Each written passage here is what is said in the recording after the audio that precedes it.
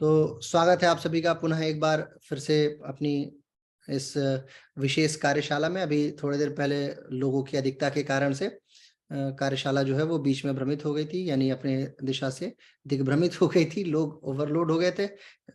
जितनी अपेक्षा थी, मुझे लग रहा था 70-80 लोग आएंगे, लेकिन 100-125 पार हो गए थे, तो इस चक्कर में हैंग हो गया। बहरहाल, तो मैं बात कर रहा हूँ आज योगा मार्केटिंग के विषय में। कुछ बातें मैंने अभी अभी बताई योगा मार्केटिंग से संबंधित, कि योगा मार्केट क्या है, और मार्केट में दो जो शब्द है, मार्केट और इसमें आईएनजी, यानी एक तो कार्य है और एक कर्ता है।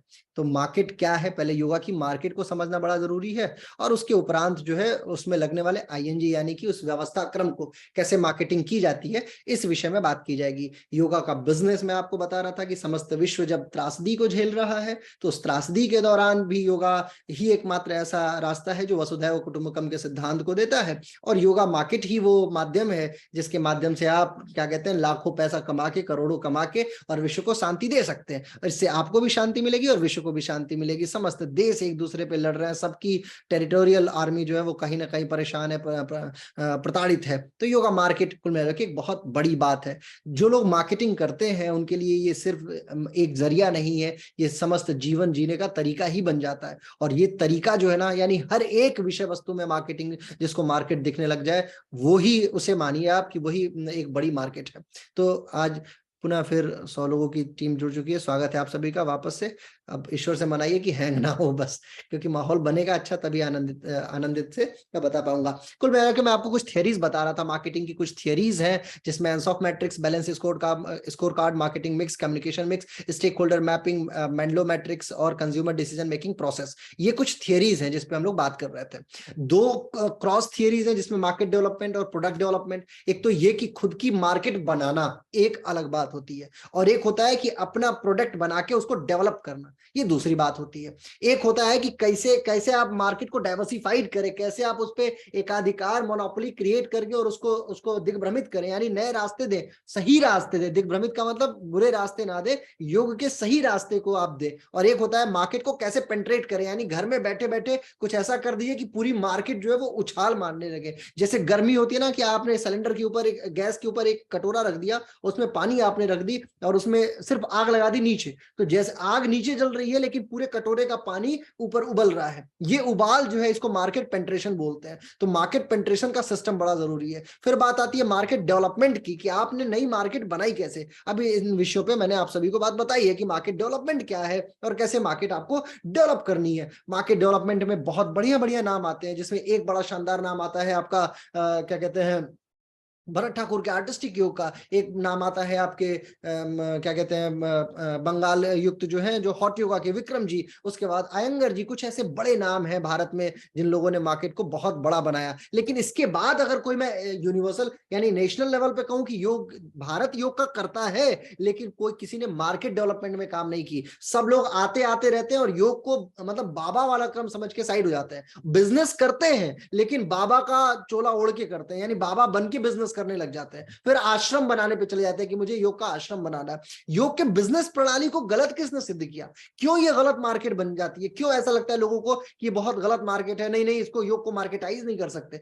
ऐसा कुछ नहीं है। आप मार्केटाइज क्यों नहीं कर सकते? You can be a true businessman, लेकिन वो बिजनेसमैन स्पिरिट बनी रहनी चाहिए। झूठी मूठों की दाढ़ी बढ़ा के, बाल बढ़ा के, भगवा कलर पहन के अगर आप बन जाते हैं, पहुंच जाते हैं कि बाबा बन गए आप, तो फिर it will B hampering on market. फिर आप दूसरी बिरादरियों को, जैसे इस्लाम के लोग हैं, क्रिश्चियनिटी के बहुत सारे लोग हैं, आप जाइए देखिए यूरोपियन मार्केट में बहुत सारे क्रिश्चियन जो है, जो ऑर्थोडॉक्स है, जो लोग प्राचीन धारा को मानते हैं, वो बोलते हैं नहीं नहीं योग हम नहीं कर सकते। इस्लाम के लोग योग करने से मना कर देते हैं। क्यों? क्योंकि आपने इसको एक वर्ग विशेष बना रखा है, इसको मार्केट बनने का मौका ही नहीं दे रहे। और जब ये मार्केट बनेगी तो यकीन मानिए उसके बाद ही ये पूरी तरीके से आगे बढ़ेगा। और इस मार्केट को बनाने के लिए जो योगदान है वो एंसॉफ की मैट्रिक्स का बहुत बड़ा योगदान है। कैसे आप मार्केट को पेंट्रेट कर सके, कुछ नई सिद्धांत पद्धतियां, जैसे मैं अभी बता रहा था कि किसी ने गर्भशास्त्र का सिद्धांत लाया और गर्भशास्त्र बन के वो उन्होंने मार्केट इतनी बड़ी बना दी। अभी जाके देखिए, एक आईआईटी आईएम का एक एल्यूमिनाई है, वो कोई डॉक्टर है, वो बड़े अच्छे विद्वान है, मतलब उन्होंने बीटेक इंजीनियरिंग की है, एमबीए किया है, और फिर जाके योगा पढ़ाते हैं। अब योग में गर्भशास्त्र का ज्ञान देते हैं। मैं ये कहता हूं कि अगर आपको गर्भशास्त्र ही पढ़ाना था तो आपने आईआईटी और आईआईएम में जाके एक सीट क्यों खा गए? आप आराम से MA MSc योगा कर लेते और फिर पढ़ाते। एटलीस्ट हम लोगों की मार्केट तो बची रहती ना। लेकिन नहीं, जानते हैं वो क्यों आगे आ रहे हैं, वो गर्भशास्त्र में क्यों आगे चलते चले जा रहे हैं और आगे आने वाले दिनों में एक बड़ी मार्केट क्रिएट कर पाएंगे। जानते हैं इसके पीछे क्या कारण है? क्योंकि आप जो 100 लोग यहाँ बैठे हुए हैं ना, ये लोग एक्टिव नहीं है। इनको क्या, इनको सिर्फ आदत है कि मेरी 5 क्लास चल रही है ना, I am happy with that. 6,000 की बजाय 10,000 रुपए की क्लास चल रही है ना, I am happy with that. 50,000 60,000 रुपए कमा लिया, then I am happy with that. यही सुचिता जो है आपकी, यही सोच आपकी, आपकी सुचिता को के नश्वर का कारण बनेगी और आप देखिएगा यही आपके विनाश का भी कारण बनेगी। एक ऐसा समय आपके हर 2 साल 3 साल में आता रहेगा जब आपको लगेगा कि आपने क्या किया। इन्वेस्टमेंट के नाम पे आप इन्वेस्ट अपने बिजनेस पे और अपने आप पे करते हैं जीरो। क्या है, आपने अगर क्लासेस लेनी शुरू कर दी तो जो पैसा मिलता है, you are considering that money as salary. वो सैलरी नहीं है दोस्त, वो आपको मिला है। दुकान खोले हो ना, योग की अगर दुकान खोले हो तो उसमें से जो खर्च कर रहे हो कुछ उस दुकान में भी डालो। ऐसा नहीं है कि आप गए 1 घंटा योगा कराए फिर तो आप अपना जीवन बेच रहे हो। और एक तो जीवन से मूल्य कुछ हो सकता है क्या? 1 घंटे का समय बेच रहे हो, but still you are not investing a money on your market. आप अपनी मार्केट पे 1 रुपए का इन्वेस्टमेंट नहीं कर रहे हैं और आपको कौन जानता है? कोई नहीं जानता है आपको, आपके शहर में लोग नहीं जानते। इवन आप जिस कमरे में रहते हैं, बगल वाले से पूछ लो कि क्या जानते हो, तो बोलेगा हाँ ये कोई बाबा रामदेव का चेला है, योगा कराता है। बाबा रामदेव की आइडेंटिटी है क्या बस आपकी? जब तक आप प्रोडक्ट मार्केट में नहीं आएंगे तो क्या योगा मार्केट में इतनी कैपेसिटी नहीं है क्या?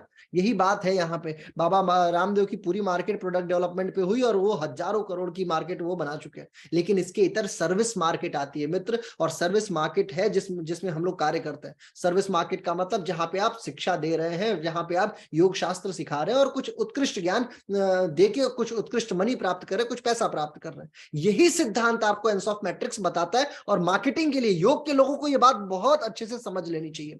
आगे बात कर रहा था मैं बैलेंस स्कोर कार्ड तक, यहां तक मैं बात लेके पहुंचा हुआ था। बैलेंस स्कोर कार्ड का सिस्टम क्या है और कैसे ये कार्य करता है, इस विषय में हमारी परिचर्चा जारी है। अब पहली जो बात है CRM। मेरी एक बात बताओ, आप मान लिया आप 5 साल से योग के अध्यापक हो, राइट? 5 वर्षों में आपका CRM कितना है, कस्टमर रिलेशनशिप मैनेजमेंट आपने कितना किया है? क्या आपको पहला क्लाइंट जिसको आपने पहली बार योग सिखाया था वो आपको जानता है? और जानता है अलग बात है, मानता है कि नहीं मानता है? मानने का मतलब ये कि he is still supporting you और नॉट। क्या आप उससे कोई सपोर्ट प्राप्त कर पा रहे हैं? या फिर देखिए, कॉन्टेक्ट का CRM का एक बहुत बड़ा सिद्धांत आपको बताता हूं। CRM जो होता है ना, वो सीढ़ी जैसा है। एक सीढ़ी से दूसरी सीढ़ी तक अगर आप नहीं पहुंचे तो आपके ऊपर लानत मान लीजिए आप किसी तरीके का CRM नहीं मेंटेन कर पा रहे हैं। यानी कि एक सीढ़ी पे पैर रख दिया ना तो दूसरी सीढ़ी, यानी एक व्यक्ति से संबंध बना लिया तो उसके संबंधी से, यानी उसके जानने वाले से आपका संबंध जरूर बनना चाहिए। यदि नहीं बना तो फिर आप अच्छे बिजनेसमैन बन ही नहीं सकते। आपको हर एक क्लाइंट से एक दूसरे क्लाइंट या दूसरे फायदे के विषय पर पहुंचना होगा, and that is called marketing. Marketing का प्रारूप इतना विशद है, लोग अपने माथे पे भी टैटू गुदवा लेते हैं कि भैया मैं इस कंपनी का करता धरता हूं। यहाँ पे क्या कहते हैं, टी-शर्ट के ऊपर, टोपी के ऊपर, मोटरसाइकिल के ऊपर, घड़ियों के ऊपर, यहाँ तक कि पेन तक के ऊपर लिखा रहता है कंपनियों का नाम। और आपकी कंपनी का नाम, जो आपकी योगा की कंपनी है उसका, आप खुद ही अपना नाम फलाना योगा, विश्वास योगा, डिकाना योगा, XYZ योगा नाम कर रखे। आपको लगता है आप ही आप। इतने सारे लोग हैं यहाँ पे, आप बताइए आपकी जो कंपनी है, आप ईमानदारी से बताइएगा, क्या आपकी कंपनी को यहाँ 100 लोग बैठे हुए एक दूसरे को जानते हैं क्या? आप नहीं जानते। बहुत सारे लोग हैं जो एक दूसरे की कंपनी का नाम ही नहीं जानते कि ये कोई कंपनी भी है, एग्जिस्ट करती है। पोटेंशियल बहुत जरूरी है दोस्त। CRM is the more important aspect. ये मैं नहीं कह रहा हूं, ये बैलेंस स्कोर कार्ड की थियरी कहती है। बैलेंस स्कोर कार्ड की थियरी है 4 चीजों को मिला के एक स्कोर कार्ड बनता है, जिसको विजन एंड स्ट्रेटेजी बोला जाता है। दूसरी थियरी क्या कहती है, इसी में दूसरा सिद्धांत कहता है फाइनेंशियल। फाइनेंस का रिश्ता बड़ा इस समय योगा मार्केट में अगर सबसे गंदी जो चीज है ना, वो है फाइनेंस का रिश्ता। क्यों? क्योंकि एक तो आप गुरु बन के जाते हैं, गुरु का मतलब अध्यापक बन के जाते हैं, और आपकी लड़ाई आपके क्लाइंट से जानते किस बात पे हो रही होती है? नहीं नहीं सर 6,000 दूंगी, नहीं नहीं सर, आप बोलते हैं नहीं नहीं मैं तो 8,000 ही लूंगा, वो बोलता है नहीं नहीं सर मैं बहुत गरीब हूं, 5,000 ही दूंगा, 5,500 ही दूंगा। अब आप बताइए, इस तरीके का रिश्ता अगर आप पहले ही रख लेंगे फाइनेंस का, तो आप उसको ज्ञान क्या देंगे, वो आपका सम्मान क्या करेगा? वो तो बोलेगा कि चाय वाला आया है सर, दूध वाला आया है सर, और फिर वो बोल देगा कि अरे तो योगा वाला भी आया है सर। बन गए आप योगा वाला, क्योंकि you are still inaugurating yourself as a finance leader. आप ना फाइनेंस के तौर पे अपने आप को स्थापित कर रहे हैं। सिर्फ आप योगा ट्रेनर बन के थोड़ी जा रहे हो दोस्त, आप योगा गुरु बन के जा रहे हो ना, और वो गुरुता योगा वाला की बजाय योगा गुरु बनने की जो यात्रा है ना, that is not so easy, इतनी आसान भी नहीं है। और उस आसान यात्रा को यदि आपको करना है, उस आसान यात्रा को यदि आगे बढ़ाना है, तो वो एक बहुत बड़ा पार्ट है। और इस पार्ट को आपको समझना होगा। इस पार्ट को जब तक आप नहीं समझेंगे कि आखिर किस तरीके से क्लाइंट के साथ ऐसा रिश्ता क्रिएट किया जाए कि जो आपको एक विजन, एक स्ट्रेटजी दे सके, ठीक है ना। और फाइनेंस के मामले में चलो मान लिया आपने आपका दाम आपने सेट कर रखा है। एक तो ये लोगों को अहंकार बहुत है, मेरी क्लास तो जी 10,000 से कम की मैं क्लास नहीं लेता। नहीं लेते क्योंकि तुम जाके मूर्ख बना रहे हो। क्या आपके पास इतनी कैपेसिटी है? योग की 20 किताबें हैं, 20 किताबों के 20 सिद्धांत आपको याद है? अगर याद है तो आप 10,000 डिजर्व करते हैं। नहीं, आप अपनी औकात खुद ही डिसाइड कीजिए कि कितना आप डिजर्व करते हैं। If you are deserving 500 per class, then you go and ask for that. और यदि 500 नहीं डिजर्व करते हो तो 400 पे आ जाओ, 300 पे आ जाओ, मैं कह रहा हूँ 50 रुपए पे आ जाओ, 50 की अगर औकात है तो। खुद से अगर आसन नहीं हो रहा है, जिंदगी में आपके दौड़ से पेट ज्यादा बाहर निकल गया है ना, खुद की आंखों पे चश्मा लगा पड़ा, खुद टकले होते जा रहे हो, तो फिर क्या योग चल रहा है आपका? और चलो चल भी रहा है तो उसको उसी फॉर्मेट में डाल लो। अगर बदल गया तो उसको बदल जाने दो, क्योंकि शरीर है, सबकी शरीर बदल सकती है। किसी की आंख ठीक है आज, किसी की नहीं ठीक है, किसी का सर ठीक है, किसी का नहीं ठीक है, किसी का पेट आगे निकल रहा है तो उसको चेंज कर लो तुरंत। अयंगर गुरुजी का पेट बहुत आगे था, लेकिन आसन भी उनका बहुत आगे था और उनका नाम था। तो बहुत सारे लोग मुझसे कहते हैं कि शिवानंद जी का भी पेट बहुत आगे था, है ना, अयंगर जी का भी पेट बहुत आगे था, पट्टाभी जोशी जी का भी बहुत पेट आगे निकल जाया करता था। लेकिन बावजूद इसके, लेकिन उनके पास एक क्वालिटी थी, एक क्लास थी। उस क्लास के बाद वो लोग, उन लोग का पेट निकला तो उन्हें कोई फर्क नहीं पड़ता है। उम्र का तकाजा सबके साथ होता है, लेकिन इतना ना हो। मैं आपको एक कहानी बताता हूँ। नोएडा में एक कक्षा में मैं गया तो वहां एक क्लाइंट ने के जो शब्द थे वो मुझे बहुत शर्मिंदा कर दिए थे। जानते हैं क्या बोले? सर आपके पहले ना, अभी थोड़े दिन पहले, 1 महीने पहले एक लेडी आती थी हमारे यहाँ योगा कराने। मैं योगा सर इसलिए ज्वाइन की थी कि मैं मोटिवेट हूँ। वो खुद ही वो मोटी भी थी और वेट भी उनके पास बहुत ज्यादा था। तो मोटी वेट का मत सिद्धांत फॉलो कीजिए आप लोग। एक तो मोटा मत हुई है ना, अपने आप को, आपकी सारी इन्वेस्टमेंट आपकी बॉडी है, और आप अपने पे फाइनेंस जो है ना, आपकी फाइनेंस ट्रेजेक्टरी जो है उसको सेट करके रखिए। किसी क्लाइंट से कितना मांगना है उतना ही मांगना है, कितने साल में आपको बढ़ाना है उतना ही बढ़ाना है, कितना आपको एचआरएम पे खर्च करना है, कितना आपको मार्केटिंग पे खर्च करना है, ये निर्धारित कर लो। हर क्लास से अगर 6,000 रुपए आ रहे हैं एक क्लास से, तो 1,000 रुपए मार्केट पे खर्च करना है। और कैसे खर्च करना है वो भी मैं बताऊंगा अब इसी कार्यशाला में, आगे के उसमें है, आगे के स्लाइड्स में, कि कैसे खर्च करना है। अब इसमें 3 बातें हैं। आरओआई, आरओआई का मतलब है रेट ऑफ इंटरेस्ट, कितना इंटरेस्ट आपको आपका आया। और जैसे मान लीजिए 5,000 आपने अपना दाम निर्धारित किया और 6,000 आपको मिल रहा है, तो 1,000 रुपए जो है वो आपने निकाल दिया, वो आपका एक सर्टेन परसेंट हो गया। 100% अगर आप पैसा कमाते हैं तो 10% मार्केट को रख दो या 20% मार्केट को रख दो। वो डिपेंड करता है कि आपकी स्ट्रेटजी कैसी है और आपका विजन कितना बड़ा है। क्या क्या सोचते हो आप आगे जाके? मान लो मैं मान लिया कि अक्षय योगा है यहाँ पे, या झनक योगा है, या कोई भी योगा वाले लोग बैठे हुए यहाँ पे 20 लोग बैठे हुए, मैं सबको जानता हूँ, बहुत सारों को जानता हूँ, जिनकी बड़ी बड़ी कंपनियों का दावा है कि मेरी सर ये कंपनी है, मेरी सर ये कंपनी है। लेकिन आपका विजन क्या है? क्या आपने निर्धारित किया है कि आपको मुंबई का बहुत बड़ा योगा कंपनी बनना है? क्या आपने निर्धारित किया आपको जयपुर की बड़ी कंपनी बननी है? क्या आपने निर्धारित किया? आपके पास इन्वेस्टमेंट नहीं है। जानते हो क्यों नहीं है? क्योंकि आपने कोई बैकग्राउंड बनाया ही नहीं है। ना आपकी कंपनी रजिस्टर्ड, ना आपकी कंपनी का लोगो रजिस्टर्ड, ना आपकी वेबसाइट रजिस्टर्ड, ना आपका फेसबुक पेज रजिस्टर्ड। फिर हो क्या? रजिस्ट्रेशन कुछ नहीं है तो आप वैसे हवा में।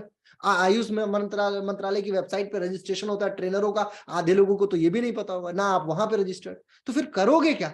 आपका फाइनेंस पूरी तरीके से हिला हुआ है, साथ में दिमाग भी, क्योंकि आपको पता ही नहीं है कि जितना पैसा मिला उसमें कितना पैसा हमें मार्केट पे लगा देना है। वो हिसाब किताब बड़ा जरूरी है मित्र। अब तीसरा जो फ्लो आता है वो आता है एजुकेशन एंड ग्रोथ का। हमेशा अपने कार्य से सेटिस्फाई होना, that is the most difficult task. आप अपने जॉब से सेटिस्फाइड हैं या नहीं है, दैट इज इंपॉर्टेंट। ये बहुत जरूरी चीज है। जॉब सेटिस्फेक्शन का मतलब ये है ना, देखिए मैं आपको एक बात बताता हूं। एक दिन में 8-8 घंटे काम करने के बाद, 8 घंटे काम का मतलब 8 घंटे योग कराने के बाद, यदि आप खुश हैं, रात को सोने जाते हैं तो आनंदित हो उठते हैं, थकान नहीं कि बिल्कुल थके पड़े हो, क्योंकि आप जानते हो क्या करते हो? आपको टेक्निक, सामान्य टेक्निक गलत सिखाई जा रही है कि कैसे क्लास लेनी है। काउंट करना शुरू करते हो, गर्दन ऊपर नीचे कीजिए, 1 2 3 4 5 6 7 8, चिल्लाए जा रहे हो, अतड़ियां बाहर आ जाएंगी दोस्त, ऐसे चिल्लाओगे क्लास के अंदर तो। योग वाला माहौल क्रिएट करो, लगे कि योग का अध्यापक शांति देने के लिए आया है, सर का दर्द देने के लिए आया है, ऐसा नहीं लगना चाहिए। है ना। और खुद के कपड़े, कोई कुछ लोग ऐसे होते हैं जो बहुत चमकीला पहन के चले गए, कुछ लोग जो होते हैं मतलब अजीबोगरीब कपड़े पहन के जाते हुए मैंने ट्रेनरों को देखा है। कभी कभी तो कुर्ते के नीचे जींस पहने और चले गए कि चलो ठीक है कुर्ता तो है ना, जींस तो काम चला ही देगा। एक अपना एट्रीब्यूट निर्धारित कीजिए। आप देखिए वो जो जितने बाबा लोग हैं ना, जितने भी बाबा लोग हैं, सबका एक एक कलर, एक क्लास, एक एक ड्रेस कोड निर्धारित है। बाबा रामदेव अगर ऑरेंज पहनेंगे तो ऑरेंज ही पहनेंगे, जो उनका भगवा कलर है वो पहनेंगे तो वही पहनेंगे। यदि श्री श्री रविशंकर व्हाइट वाला पहनेंगे, ऊपर हल्का हाफ वाला कुर्ता और नीचे नीचे जो उनकी धोती है वो तो वही पहनेंगे। जो क्या कहते हैं ईशा फाउंडेशन के बाबा है सदगुरु जग्गी वासुदेव, वो अगर उनके सर के ऊपर वो बांधने की टोपी है तो वो उनका उनका एक मार्क है। आपका मार्क क्या है? कभी टी शर्ट, कभी क्या कहते हैं लोअर पैंट। आपका एक मार्कआउट होना चाहिए। चलो मार्कआउट नहीं है कोई बात नहीं, लेकिन आप अपने कार्य से कितना सेटिस्फाई हो, दैट इज मोर इंपॉर्टेंट। अब इसके बाद ये कि आपका टर्नओवर कितना है। एक साल का टर्नओवर निकालो। आपने टारगेट सेट करना है कि जितने वर्ष, देखो एक उदाहरण बताता हूं, कायदे से सोचना। आपकी उम्र मान लो 25 साल है। 25 साल की उम्र में 25,000 रुपए, अगर 2500 रुपए मान लिया, अगर आपको एकत्रित करना है और 25 सेकंड का समय लग रहा है ना, तो आप सक्सेस रेशियो में गलत हो, आप हारे हुए व्यक्ति हो। 25 साल की उम्र में 25,000 रुपए अगर एकत्रित करने के लिए 25 सेकंड का समय लगता है, then it will be okay, okay, जीवन ठीक चल रहा है। लेकिन अगर 25 साल की उम्र में 2.5 लाख रुपए को अगर आप एकत्रित कर सकते हैं विद इन 25 सेकेंड्स, तो आप मानिएगा कि आप बिजनेस वाले रास्ते पे हैं। Then you are a businessman. अगर आप 25,000 कर पाते हैं तो आप नौकरी कर रहे हैं। और नौकरी का मतलब होता है, अगर मैं थोड़े बुरे शब्दों में बताऊं तो नौकर किसके, किसी ना किसी बॉस का। और वो देख लो कि आप हो कि नहीं हो, किस तरीके से आप काम कर रहे हो। तो आपको तय करना है। और यदि आप 2.5 करोड़ रुपए 25 सेकंड में 25 साल की उम्र में ला सकते हो, तो आप ये मानना कि you are a successful businessman. इतना मान के चलिएगा। मतलब सक्सेस का मतलब अति सक्सेसफुल, ये भी नहीं कि सक्सेसफुल। 2.5 करोड़ रुपए अगर एकत्रित कर सकते हैं, ये रेशियो उम्र के साथ बढ़ता जाएगा। 30 साल की उम्र में उतना ही मान के चलो। तो ये मतलब एक बैलेंस चार्ट मैं आपको बता रहा हूं कि कितनी ग्रोथ है आपकी, इसको मेजर कैसे करोगे। और आप ये सोचना कि मैं क्या बात कह रहा हूं, कितना आपने एक साल में कमाया। आपकी आय कितनी है? 6 लाख रुपए, 5 लाख रुपए, 3.5 लाख रुपए, 4 लाख रुपए, यही तो है। किसी महीने में 20,000 कमाते हो तो किसी महीने में 50 कमा लेते हो, अगले महीने में क्लासेस बंद, तो बस बात खत्म। फिर दूसरे के सामने मांगना शुरू कर दोगे, क्लास दे दो, क्लास दे दो, क्लास दे दो। फिर क्या क्लास ही तक जीवन है क्या? शादी हो जाएगी, बच्चे हो जाएंगे, उसके बाद फिर कुछ और ढूंढोगे, जाके बेरोजगार वालों के साथ धरना दोगे, नौकरी दो, नौकरी दो, तो फिर हो गया काम खत्म। बिजनेसमैन होने का मतलब ये है मित्र कि आप अपने आप को कितना डाइवर्सिफाइड करते हैं, कितना रास्ता है आपके पास हर जगह। यहाँ पैसा, एक मेरी बात याद रखना, गुरु मंत्र है, पैसा ना ये यहाँ हवा में उड़ रहा है। ये आपको टेक्निक पता होनी चाहिए कि कैसे उसको खींच लेना है अपनी तरफ। जब आपको वो खींचने की टेक्निक पता चल जाएगी ना, तो आप अपने जॉब से सेटिस्फाई हो जाओगे यकीनन। ये बात आप लिख के ले लो। और एक तीसरी जो इसमें जो लाइन मैंने लिखी है, स्पेशलिस्ट नॉलेज एंड स्किल्स। कितना आपको स्किल आता है। मेरे पास अभी 2-4 दिन पहले वियतनाम में कुछ लोगों की जरूरत थी, मैंने रिज्यूमे के लिए बोला। स्किल के नाम पे लोगों ने पता है अपने रिज्यूमे में क्या लिख रखा है? I know Ashtanga, I know Hatha yoga. अबे हठ योग के टीचर हो तो हठ योग तो जानोगे, और वो स्किल थोड़ी है तुम्हारी। कंप्यूटर का टीचर कंप्यूटर नहीं जानेगा तो जानेगा क्या? योग का टीचर अगर हठ योग अष्टांग योग नहीं जानेगा तो जानेगा क्या भाई? ये बताओ मेरे को। ये स्किल है आपकी।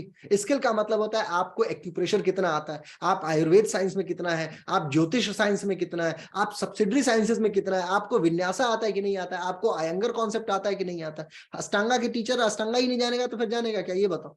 ये आपकी स्किल है क्या? प्रतिदिन नई स्किल्स, भूख बढ़ाओ अपने अंदर। जब नई चीज आप लेके आओगे ना, कुछ नई स्किल्स सीखोगे, then you will become a more influential teacher ever. फिर आप बड़े अध्यापक बनते चलते चले जाओगे। उसके बाद बात आती है ट्रेनिंग एंड अपॉर्चुनिटीज की। कुछ नहीं होता है तो ट्रेनिंग क्रिएट करो, नहीं होता है तो खुद की ट्रेनिंग करो। मतलब आपका एक भी समय जाया नहीं जाना चाहिए। आजकल देखो ये फेसबुक और इंस्टाग्राम और यूट्यूब वालों ने शॉर्ट वीडियोस बना दी। लोगों को ना सेकंड सेकंड में स्क्रॉल करने की बहुत आदत है। और आप कभी भी देखना, आप ये फेसबुक वालों ने एआई, आर्टिफिशियल इंटेलिजेंस ऐसा लगा रखा है कि जो रील्स आती है ना, जो शुरुआत की रील्स आएगी, जो पहली रील होगी, वो बिल्कुल आपको मन भाने वाली रील होगी। फिर आप जैसे उसको स्क्रॉल करोगे, फिर कबाड़ी रील्स आनी शुरू हो जाएंगी, बेकार वाली रील्स आनी शुरू हो जाएगी। यानी कि कितना जबरदस्त आर्टिफिशियल इंटेलिजेंस लगा पड़ा है कि आप यदि कपिल शर्मा को देखते हो तो सिर्फ कपिल शर्मा के शोज ही आएंगे। यदि आप नॉलेज का चैनल देखते हो तो सिर्फ नॉलेज का चैनल ही आपके सामने आएगा, क्योंकि जो आप देखोगे वही वो आपको देगा। यही सामान्य एल्गोरिथम लगा रखा है उन लोगों ने। तो आप अपनी ट्रेनिंग पे इंपैक्ट क्रिएट करो कि दिन में 24 घंटे हैं, 8 घंटे आपको काम करना ही करना है, बाकी के 6 घंटे में आप देखो सोते कितने घंटे हो, 6 घंटे में आपका सोना नहाना खाना हो जाना चाहिए, बाकी का जो समय बचता है ना वो कंस्ट्रक्टिव चीजों में लगाओ। 6 के आधार पे बांटोगे तो 4-6 मिलेंगे आपको एक दिन में, 6-6 घंटे के, 6 घंटे पढ़ने पे, 6 घंटे की 6-7 घंटे की नौकरी, 6 घंटा सोने का, बाकी का 6 घंटा, मतलब इस तरीके से सेग्रीगेट करो। अपनी एक प्लानिंग बनाओ कि आप प्रतिदिन कितने साल के हो गए, 30-35 साल उम्र हो गई, और क्या किया आपने आज के समय में। जाके देखो वो ओला वाले ने इतनी इतनी बड़ी कंपनी खड़ी कर दी, व्हाट्सएप वाले लड़के ने व्हाट्सएप बना दिया, फेसबुक वाले ने फेसबुक बना दिया, सब घूम रहे हैं आराम से बिल्कुल, और आप उनको पैसा ही तो दे रहे हो अपने रिचार्ज के माध्यम से। आप पैसा ले पा रहे हो क्या खर्च करने के बजाय? देखो, माइजर बनना is more important for a businessman. कंजूस बनना, कंजूस का मतलब ये नहीं कि कहीं खर्च अपने पे खाने पे ही खर्च ना करे कि चलो आज खाना नहीं खाते कल खा लेंगे, वो कंजूसी नहीं। कंजूसी का मतलब कि जहां आपको ये अननेसेसरली चीजें खर्च करनी है ना, कि जहां आप लगा रहे हो कि चलो ये इसका, जहां किसी का कोई आउटकम ही ना हो, सीखने पे खर्च करो, दैट इज योर ग्रोथ। उसके बाद बात आती है इंटरनल प्रोसेस, और यही आपकी जो है बैलेंस शीट में स्कोर कार्ड के सिद्धांत के तहत अंतिम श्रेणी आती है। एक्टिविटीज पर फंक्शन है ना, कितना आप जो भी कार्य कर रहे हो, प्रतिदिन योग कक्षा ले रहे हो, उस योग कक्षा का भविष्य कितना है, कितने समय तक वो योग कक्षा चलेगी, ये निर्धारित कर लो कि मुझे इतने दिन में ये क्लास फिनिश कर देनी है। फिनिश करने का मतलब ये है कि आपने एक केस लिया और उस केस को इतने समय में छोड़ दिया। जब आप छोड़ दोगे ना, मतलब कि चलो कोई जनरल फिटनेस का है तो फिर तो कंटिन्यू करने में कोई दिक्कत नहीं है, लेकिन यदि कोई जनरल फिटनेस का नहीं है, कोई रोगी है, उसको ठीक करने में कितना आपकी एक्टिविटी जाती है, कितना आपका समय जाता है, वो तय करो। आपने कायदे से ईमानदारी से सोचना, मेरे को मत बताओ, ईमानदारी से सोचना कि 4 किलो वजन घटाने में क्या आप सारी, अगर मैं आपको 10 शरीर दे दूं तो आप 10 की 10 बॉडी को 4 किलो वजन 2 महीने 3 महीने में घटा दोगे? स्थिति खराब हो जाएगी सर, लिख के ले लो, मैं अनुभव बता रहा हूँ, 12-13 साल का अनुभव है मेरा। आप एक शरीर का तो चलो घटा दिया आपने, और गलती से आपके पास रिकॉर्ड आ गया, फिर आप उसी की मार्केटिंग शुरू कर दोगे कि अरे बहुत बढ़िया सर, मेरा तो, मैं तो 1 महीने में जी 4 किलो वजन घटा लेता हूँ। अभी कोई दूसरी मोटी शरीर में दे दूंगा जिसके पास में जो पियर शेप बॉडी होगी, हालत खराब हो जाएगी आपकी। एप्पल शेप वालों का घटा लेते होगे तो आपको लगता होगा कि बहुत बहुत बड़े योगाचार्य हो चुके हो। सैद्धांतिक रूप से आप सिद्ध नहीं कर पाओगे कागजों के ऊपर कि वास्तविकता में कैसे क्या कहते हैं ये पेपर हल हो रहा है, या आखिर ये कैसे वजन कम हो रहा है, और वजन का सिद्धांत क्या है। आप देखो आपकी कैपेसिटी कितनी है, तो ये भी बहुत जरूरी है। कुल मिला जुला के आपका बैलेंस तब बनेगा जब आप कस्टमर के साथ बड़े लॉयल हो जाओगे, जब आप अपने फाइनेंस का एक हिस्सा खर्च करोगे मार्केटिंग पे, जब आप जो है अपनी एजुकेशन और प्रतिदिन अपना ग्रोथ करना शुरू कर दोगे, और उसके बाद इंटरनल प्रोसेस में आप ये भी देखोगे कि क्या मैंने सही किया और क्या सही नहीं किया। मैं हमेशा एक बात बोलता हूं, आप योगा टीचर हो ना, आपके पास एक डायरी होनी चाहिए, प्रतिदिन का हिसाब लिखना चाहिए आपको कि कितना आपने कार्य कर लिया है, कितने लोगों की क्लासेस ले लिए, कितना काम किया है, क्या क्या टारगेट है आपका, कितने दिन में ये टारगेट हिट होना है, क्या 1 महीने में टारगेट हिट होना है कि नहीं हो रहा है, क्या साल भर में ये टारगेट हिट हो रहा है कि नहीं हो रहा है। जिस दिन आप ये भूल गए उस दिन आप अपने अपने बैलेंस स्कोर कार्ड की थियरी को खो दोगे। और ये बैलेंस स्कोर कार्ड मैंने नहीं बनाया, ये बैलेंस स्कोर कार्ड थियरीज है, ये मार्केटिंग की थियरी है जो चलती चलती चली आती है, और जो एमबीए में मुझे पढ़ाया गया है, जिसको मैं आपके सामने रख रहा हूं बार बार तरीके से, और यही मेरा उद्देश्य है। अब बात आती है 5M थियरी की। 5M थियरी इतनी इंपॉर्टेंट थियरी है ना कि आप इसको 5M का सिद्धांत इसको बोलते हैं, मतलब 5 मेजर M माना जाता है। इसको अपने जेहन में, अपने रक्त में, रग रग में घुसेड़ लीजिए आप इस सिद्धांत।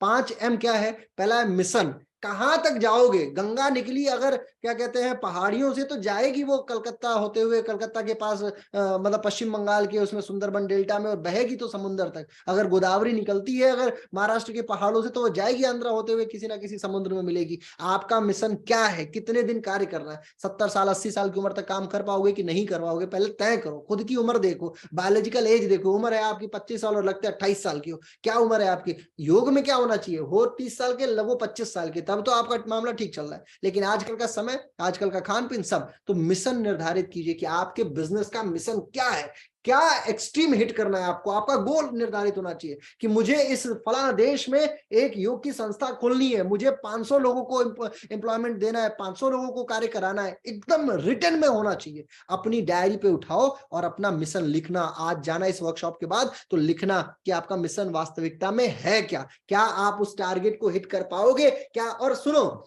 हमेशा मिशन ऐसा निर्धारित करते हैं ना दोस्त कि किसी को बताओ तो वो लगे हंसने, क्योंकि जब वो आपका मजाक उड़ाएगा ना, तभी आपको कॉन्फिडेंस और आएगा। आपके सपनों पे अगर किसी ने हंसा नहीं तो वो सपना नहीं है, ये भी बात याद रखना। सपनों पे सबसे बड़ी बात यही होती है कि जब सपना किसी के साथ साझा करो ना, तो लगे कि वो हंस दे, बोले अरे ये तो बड़ा मूर्ख आदमी है, ऐसा सपना बताता है ना। अब्राहम लिंकन जो, जिसका बाप जो था वो एक लकड़हारा था, पेड़ काटा करता था, है ना, वुडमैन था, और वो कभी भी छोटा था तो बताया करता था अपने दोस्तों को कि मैं प्रेसिडेंट बनूंगा अमेरिका का, और जाके देखिए 4 जुलाई के दिन उसने उसने वही शपथ ली जो वो शपथ बहुत पहले लिया करता था। वो जब वो निकलता था शहर में, तो लोग कहते हैं कि जब वो निकलता था तो लोग समय मिलाया करते थे कि वास्तविकता में ये तो मिशन का मतलब होता है long term goal, how you are defining that goal. अब दूसरे ही सेक्शन पे आपको दो चीजें मिलेंगी, एक तो मेजरमेंट और एक मनी, ये दोनों एक साथ मिल जाएगा। जानते हैं क्यों? मेजरमेंट का मतलब आपकी औकात को मेजर कीजिए, अगर मैं साधारण शब्दों में कहूं तो मेजरमेंट का मतलब where you are actually, where you are, वास्तविकता में कहां है आप। कमरा बंद करना और खुद को देखना शीशे में, और देख के बोलना कि मैं कौन हूं और मैं कहां हूं इस योगा के मार्केट में। योगा की एक बहुत बड़ी मार्केट क्रिएट हो चुकी है, मुझे कितने लोग जानते हैं, क्या मेरे किसी काम से कोई मुझे जानेगा? मैं मर जाऊंगा तो लोग मुझे जानेंगे कि नहीं जानेंगे? कोई मैंने काम जिंदगी में ऐसा किया है कि नहीं किया है, या सिर्फ मुझे गालियां देते हैं सब पीठ पीछे? अगर आपको 10 लोग गाली दे रहे हैं और 1,000 लोग प्रेज कर रहे हैं ना, तब तो चलेगा काम। लेकिन यदि 1,000 लोगों में 990 लोग गाली दे रहे हैं और 10 लोग आपको बोलते हैं वाह वाह वाह वाह वाह वाह, तो मान लेना कि आप बहुत गंदे आदमी हैं। आप ये कहो कि आपने किया क्या जीवन में। एक आदमी जिससे आप 10 साल पहले मिले थे, अगर आप उसको आज भी नहीं भूले और वो आपको आज भी नहीं भूला है, तब आपका मेजरमेंट जो है वो बहुत बढ़िया है। और ये मेजरमेंट आपके बिजनेस के मेजरमेंट को हाइट पे ले जाएगा, यही आपके बिजनेस को। और आप नहीं है, आप mister X, mister Y, mister Z नहीं है।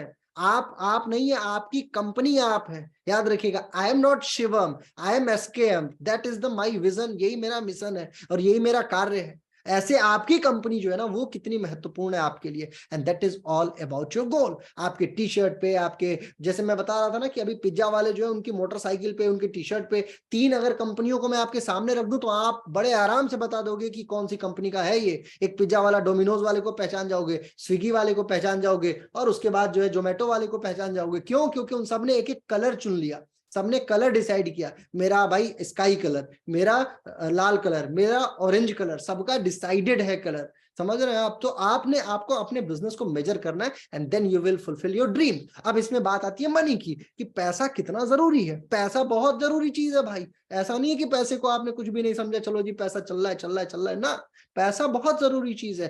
तब जब आप इसको सकारात्मक भाव से कमाते हैं, सकारात्मक भाव का मतलब ये होता है, अगर आप जैसे मान लीजिए आप फर्जी डॉक्टर नहीं है, आपके पास वास्तविकता में वो एलिजिबिलिटी है, जिस एलिजिबिलिटी के आधार पे आपके पास अगर कोई व्यक्ति पैसा खर्च कर रहा है या कोई व्यक्ति पैसा लगा रहा है, तो आप उसको ठीक कर सकते हैं। यदि आपके पास ये कैपेसिटी है तब तो आप इस पे कंटिन्यू कीजिएगा, और यदि ये कैपेसिटी नहीं है तो आप इस पे कंटिन्यू मत कीजिएगा। ठीक है? यानी कि अगर आपको लगता है कि आप किसी व्यक्ति को ठीक कर सकते हैं तो उससे 5,000 लीजिए, नहीं लगता है तो मत लीजिए। अपने अंदर थोड़ी और कैपेसिटी भरिए, थोड़ा और आसन कीजिए, थोड़ी और मेहनत कीजिए, और फिर पैसा लेने जाइए। चलो चोरी करके अभी तक चला लियो तो चला लियो, लेकिन पढ़ना तो शुरू ही कर दो, ये देखना शुरू कर दो वास्तविकता में आपके पास उतनी कैपेसिटी है।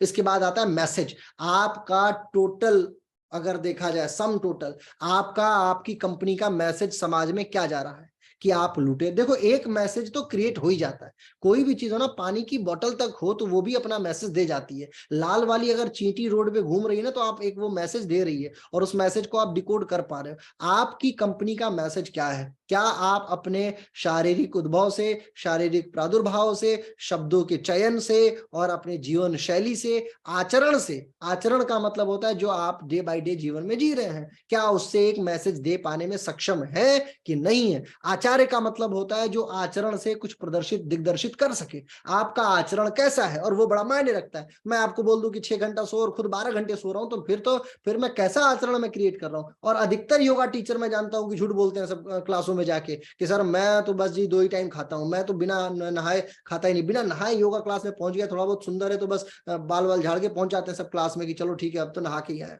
आज तक बिना नहाए मैंने कभी कोई कक्षा नहीं ली है योग की। क्यों? क्योंकि मैंने उस सिद्धांत को फॉलो किया है। आपके जीवन का दर्शन क्या है? आप यदि बिना दार्शनिक, देखो ओशो थे, उनका एक जीवन का दर्शन था। मेरे गुरुजी थे पंडित श्रीराम शर्माचार्य, उनके जीवन का एक दर्शन था। आपके जीवन का कोई दर्शन है, कोई फिलॉसफी है कि नहीं है? वो आपकी मार्केटिंग है, वो आपकी स्ट्रेटजी है, वही आपको आगे बढ़ाएगी। फिर बात आती है मीडिया, और मीडिया एक बहुत बड़ा क्रम है, मैं आपको आगे बताऊंगा कि किस प्रकार की मीडिया में कैसे मार्केटिंग करते हैं। यही 5 सिस्टम जो है ना, वो किसी भी एडवर्टाइजिंग के सिस्टम को बहुत आगे ले जाता है। अब आगे चलते हैं अगले सिद्धांत की तरफ।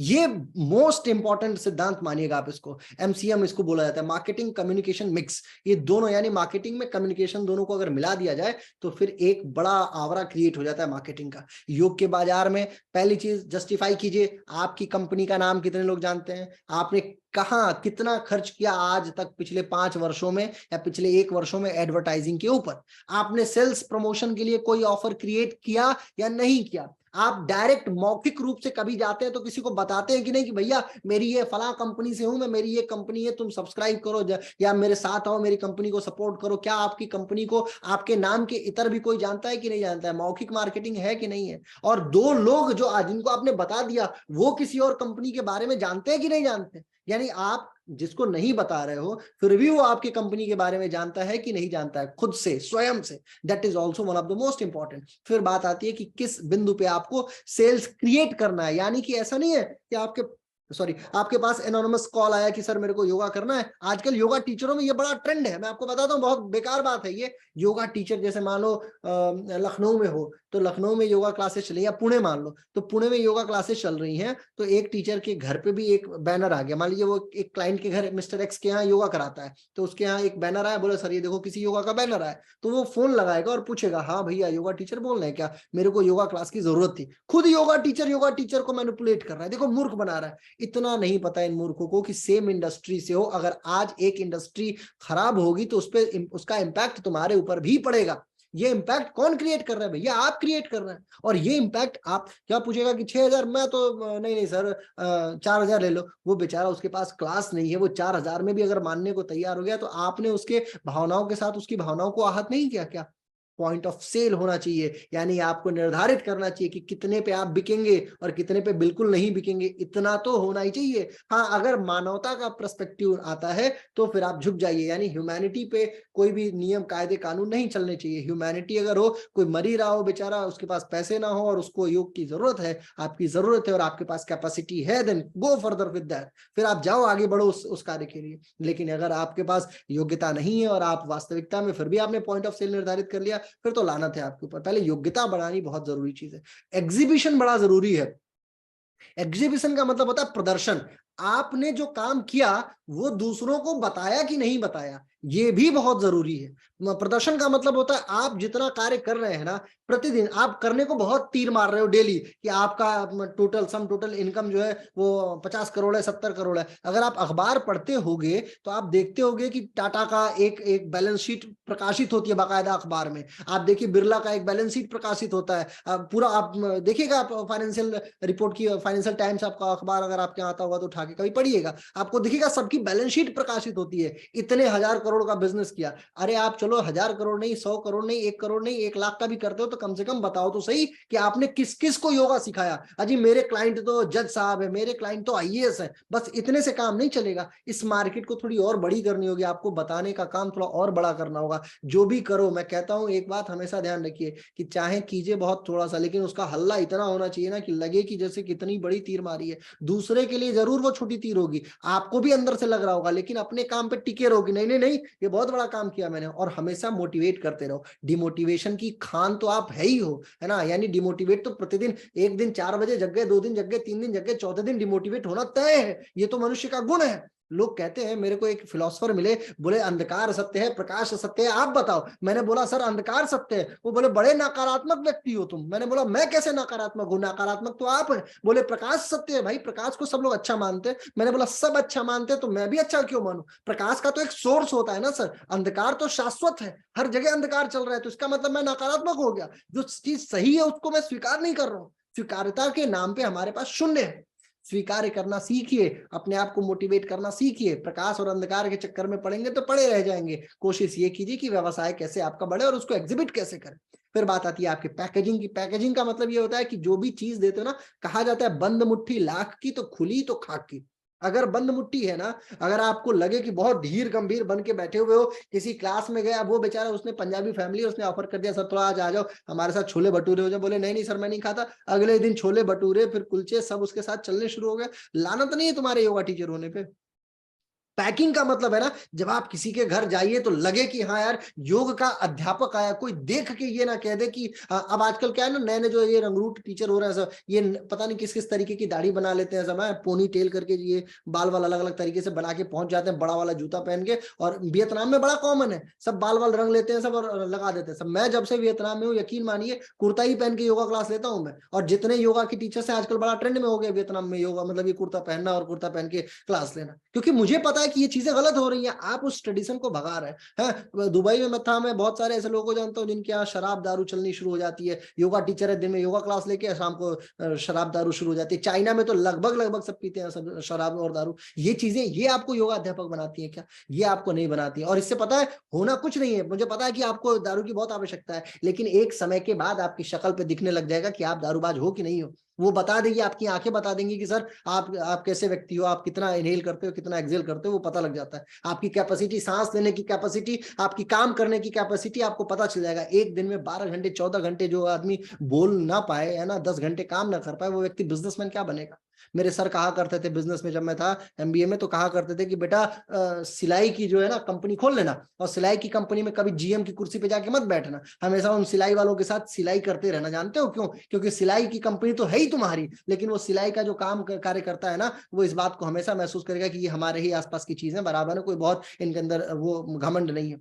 लीडरशिप एक अलग चीज होती है, वो लीडर बनना एक अलग बात होती है, और बॉस बनना एक अलग बात होती है। बी योर सेल्फ बॉस, खुद के बॉस बनो और समाज का लीडर बनो। जितना हो सकता है अपने ऊपर अपना सारा जोर आजमाओ, लेकिन समाज के लिए आप अच्छे अच्छे और नायक बन के निकलो, लीडर बन के निकलो। अपनी पैकेजिंग बहुत जरूरी है, जो भी चीज दो, आप जैसे वृक्षासन कराने वाले हो ना, तो वृक्षासन कराने से पहले ऐसा माहौल बना दो कि लगे कि जैसे कल आप बताओ उसको कि अरे सर मैं आपको कल एक ऐसा आसन बताऊंगा जिसको हट प्रदीपिका ने ऐसा कहा है, हट हिरण्य संहिता ने ऐसा कहा है, हट रत्नावली ने ऐसा कहा है, फलाने ने ऐसा कहा है, डिकाने ने ऐसा कहा। और गजब की बात है कि श्रीनिवास वाली रत्नावली ने उसका विरोध कर दिया। मैं आपको कल कपाल भाती सिखाऊंगा। आसान नहीं है सर, सामान्यतः हम लोग इसको पैसे में सिखाते हैं, लेकिन फिर भी आपके लिए sir it's only free for you.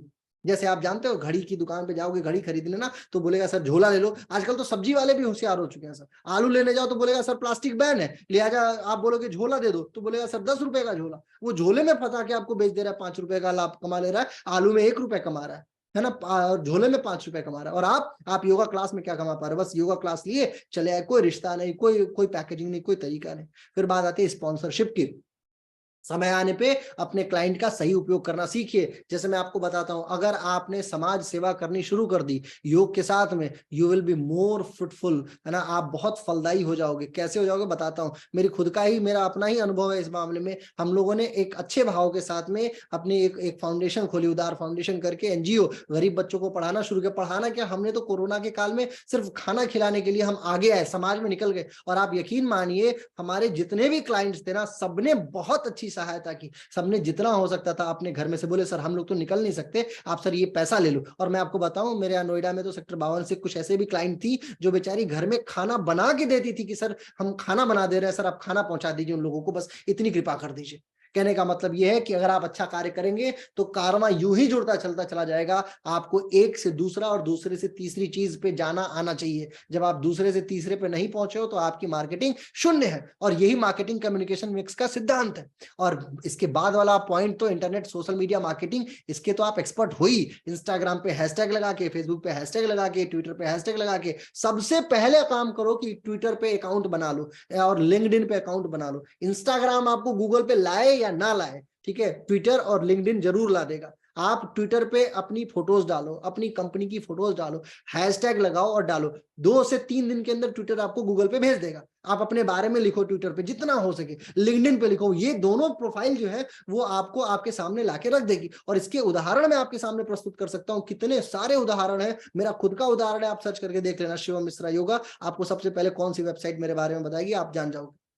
तो ये इंटरनेट मीडिया का है जमाना। लेकिन इंस्टाग्राम जो है ना, वो आपका यूटिलाइजिंग बहुत ज्यादा आपको यूटिलाइज कर लेता है, खुद की रील्स के चक्कर में फंसा के रखता है। ज्यादातर देखो इंस्टाग्राम में आपसे बेहतरीन हजारों लाखों लोग पड़े हुए, ठीक है, लेकिन ट्विटर पे सबको आनंद नहीं आता है। ट्विटर पे ज्ञान वाले लोग आते हैं और लिंक्डइन पे तो एक्स्ट्रा ज्ञान वाले लोग आते हैं। तो पहले तो उधर स्विच करो, आपको जिधर जाना चाहिए। आप फेसबुक पे टिके पड़े हो, फेसबुक पे आईडी बनाओ, तो पेज बनाओ, तो जितना फेसबुक पे कार्य कर सकते हो एक अपना ग्रुप बनाओ। अपने आपके फेसबुक के ग्रुप पे कम से कम 10,000 20,000 लोग होने चाहिए, उस ग्रुप में एक्टिविटी होनी चाहिए। सिर्फ टाइमलाइन पे 5,000 लोग जो जुड़े हुए हैं, उन 5,000 में 100 लोग आपको लाइक करते हो, 500 लोग देख के इग्नोर। वो सब घृणा वाले हैं। जितने आपके फ्रेंड है ना, उनको आप अपनी पोटेंशियल ऑडियंस मत मानो। आपसे प्रेम आपके मित्र बहुत कम करेंगे, जान लेना। क्लास में अगर आप टॉप कर गए तो आपका वही मित्र जो आपका बेस्ट फ्रेंड था, उसके छाती में दर्द होना शुरू हो जाएगा कि ये व्यक्ति तो यार आगे निकल रहा है।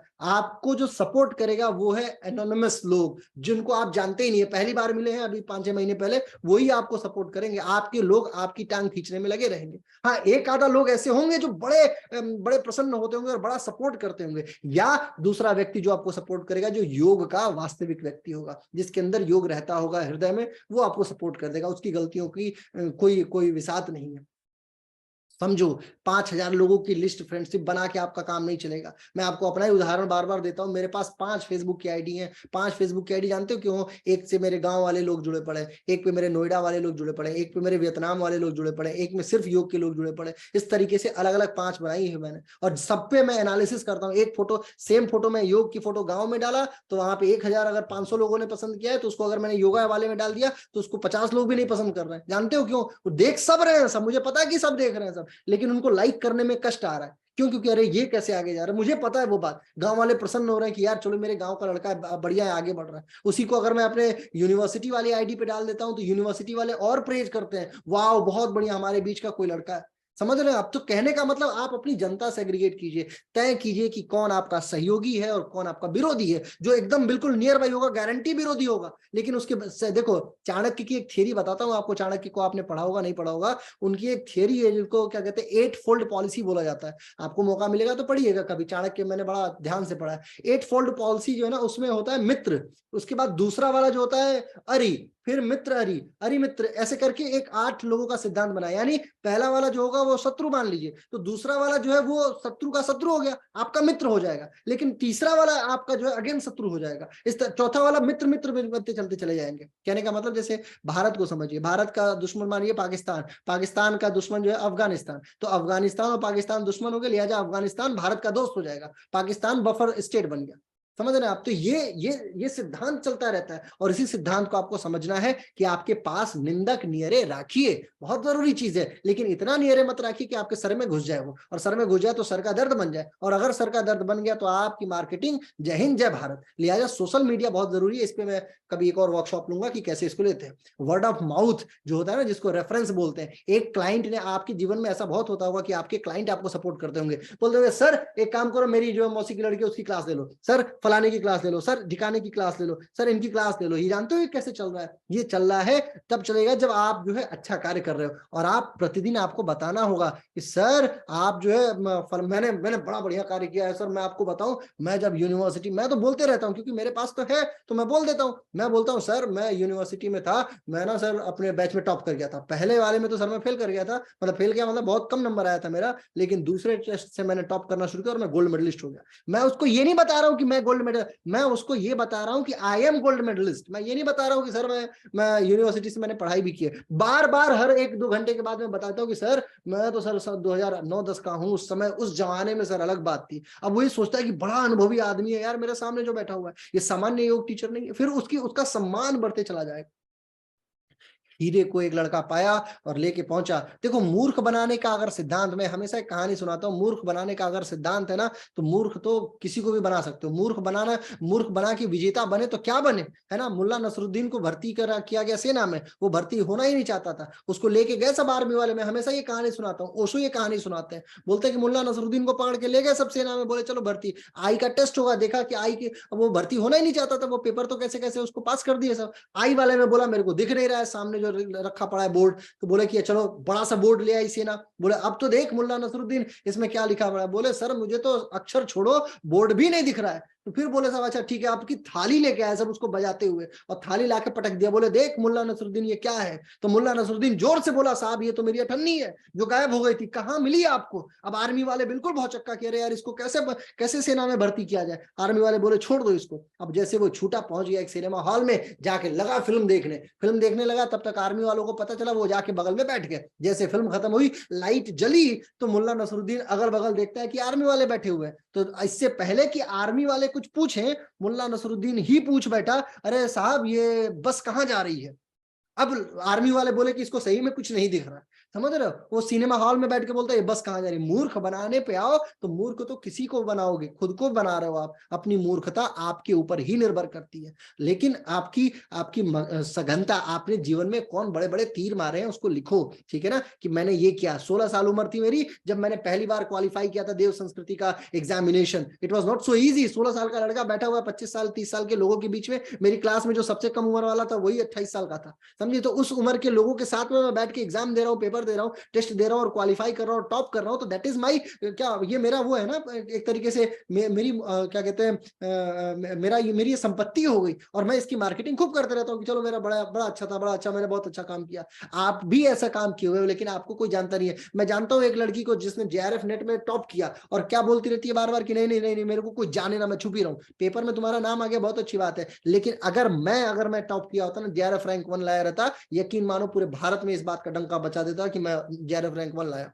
लेकिन लोग क्या है, अपने आप को कॉम्प्लिकेट करते हैं। देखो, कछुआ बनो, कछुए की तरह समय आने पे अपने आप को समाहित करना सीख लो, लेकिन समय पे खरगोश बनना भी आना चाहिए। नहीं बनोगे तो पीछे रह जाओगे। तुम्हारे जैसे हर साल एक ना एक कोई आएगा जो टॉप करते जाएगा, और गलती से कोई टॉप कर गया ना आपसे बढ़िया, जो इसको मार्केटिंग आती है, वो आपको यूं खा जाएगा, और आप कहाँ गायब हो गए इस समाज में उसकी गारंटी नहीं है। जहां आपकी अपॉर्चुनिटी 40,000 की है, वहां वहां आप आ जाओगे 20,000 पे, आपको पता ही नहीं चलेगा कि पैसा गया कहाँ। यही 20,000 रुपए किसी जमाने में 20,000 रुपए हुआ करता था, और आज 20,000 रुपए कुछ नहीं है। किसी योगा टीचर की सैलरी जो है, जो 20,000 रुपए पे काम करता है, जाके उससे पूछो उसका जीवन कैसा चल रहा है। 4,000 का कमरा, 2,000 रुपए का खाना, 1,000 रुपए पानी का, 500 रुपए बिजली का बिल, और उसके बाद बाकी का पैसा घर, इतने में जीवन कट जाएगा। सारा का सारा जीवन बेच रहे हैं।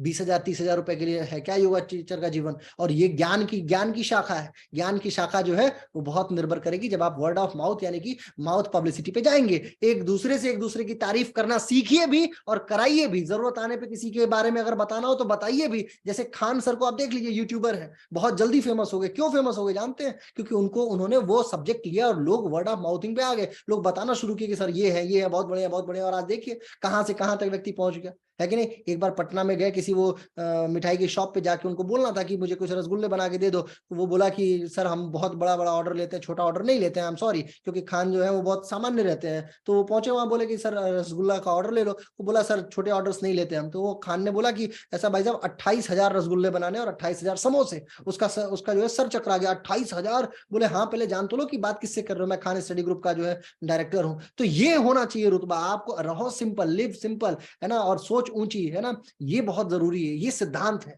और इसी के तहत आप वर्ड ऑफ माउथ पे आते चलते चले जाते हैं। अब इसके बाद आता है बिजनेस का अगला प्रोस्पेक्टिव, जिसको आइडेंटिटी बोलते हैं। आपकी इमेज, आपको कौन जानता है, किस लिए जानता है, क्या। जैसे भरत ठाकुर को आर्टिस्टिक योगा के लिए जाना जाता है, अयंगर जी को अयंगर योगा के लिए जाना जाता है, उसके बाद हॉट योगा के लिए विक्रम जी को जाना जाता है। इसलिए आपको, यानी आप XYZ जो भी हैं, आपको किस लिए जाना जाता है? आपके पास कोई कैपेसिटी है कि नहीं है। जैसे मेरी साइंस अगर बोली जाए तो मैं एनाटॉमी का अच्छा टीचर माना जाता हूँ सामान्य तौर पे, कि एनाटॉमी में योग एनाटॉमी अच्छा पढ़ाता हूँ क्योंकि मेरा कोर सब्जेक्ट है, मुझे आनंद आता है। आनंद मुझे फिलोसफी पढ़ाने में भी आता है, लेकिन मैंने एनाटॉमी को चुना क्योंकि एनाटॉमी की मार्केट ही कम है, लोग जानते ही बहुत कम है। मैं जानता हूँ इसलिए मैं पढ़ाता हूँ एनाटॉमी। एनाटॉमी मेरा मतलब फेवरेट सब्जेक्ट बन जाता है। मार्केटिंग मेरा फेवरेट सब्जेक्ट बन जाता है क्योंकि मैं उसी से MBA किया हुआ हूँ। आगे और भी मैं पढ़ाई करूंगा और मैं कंटिन्यू करूंगा।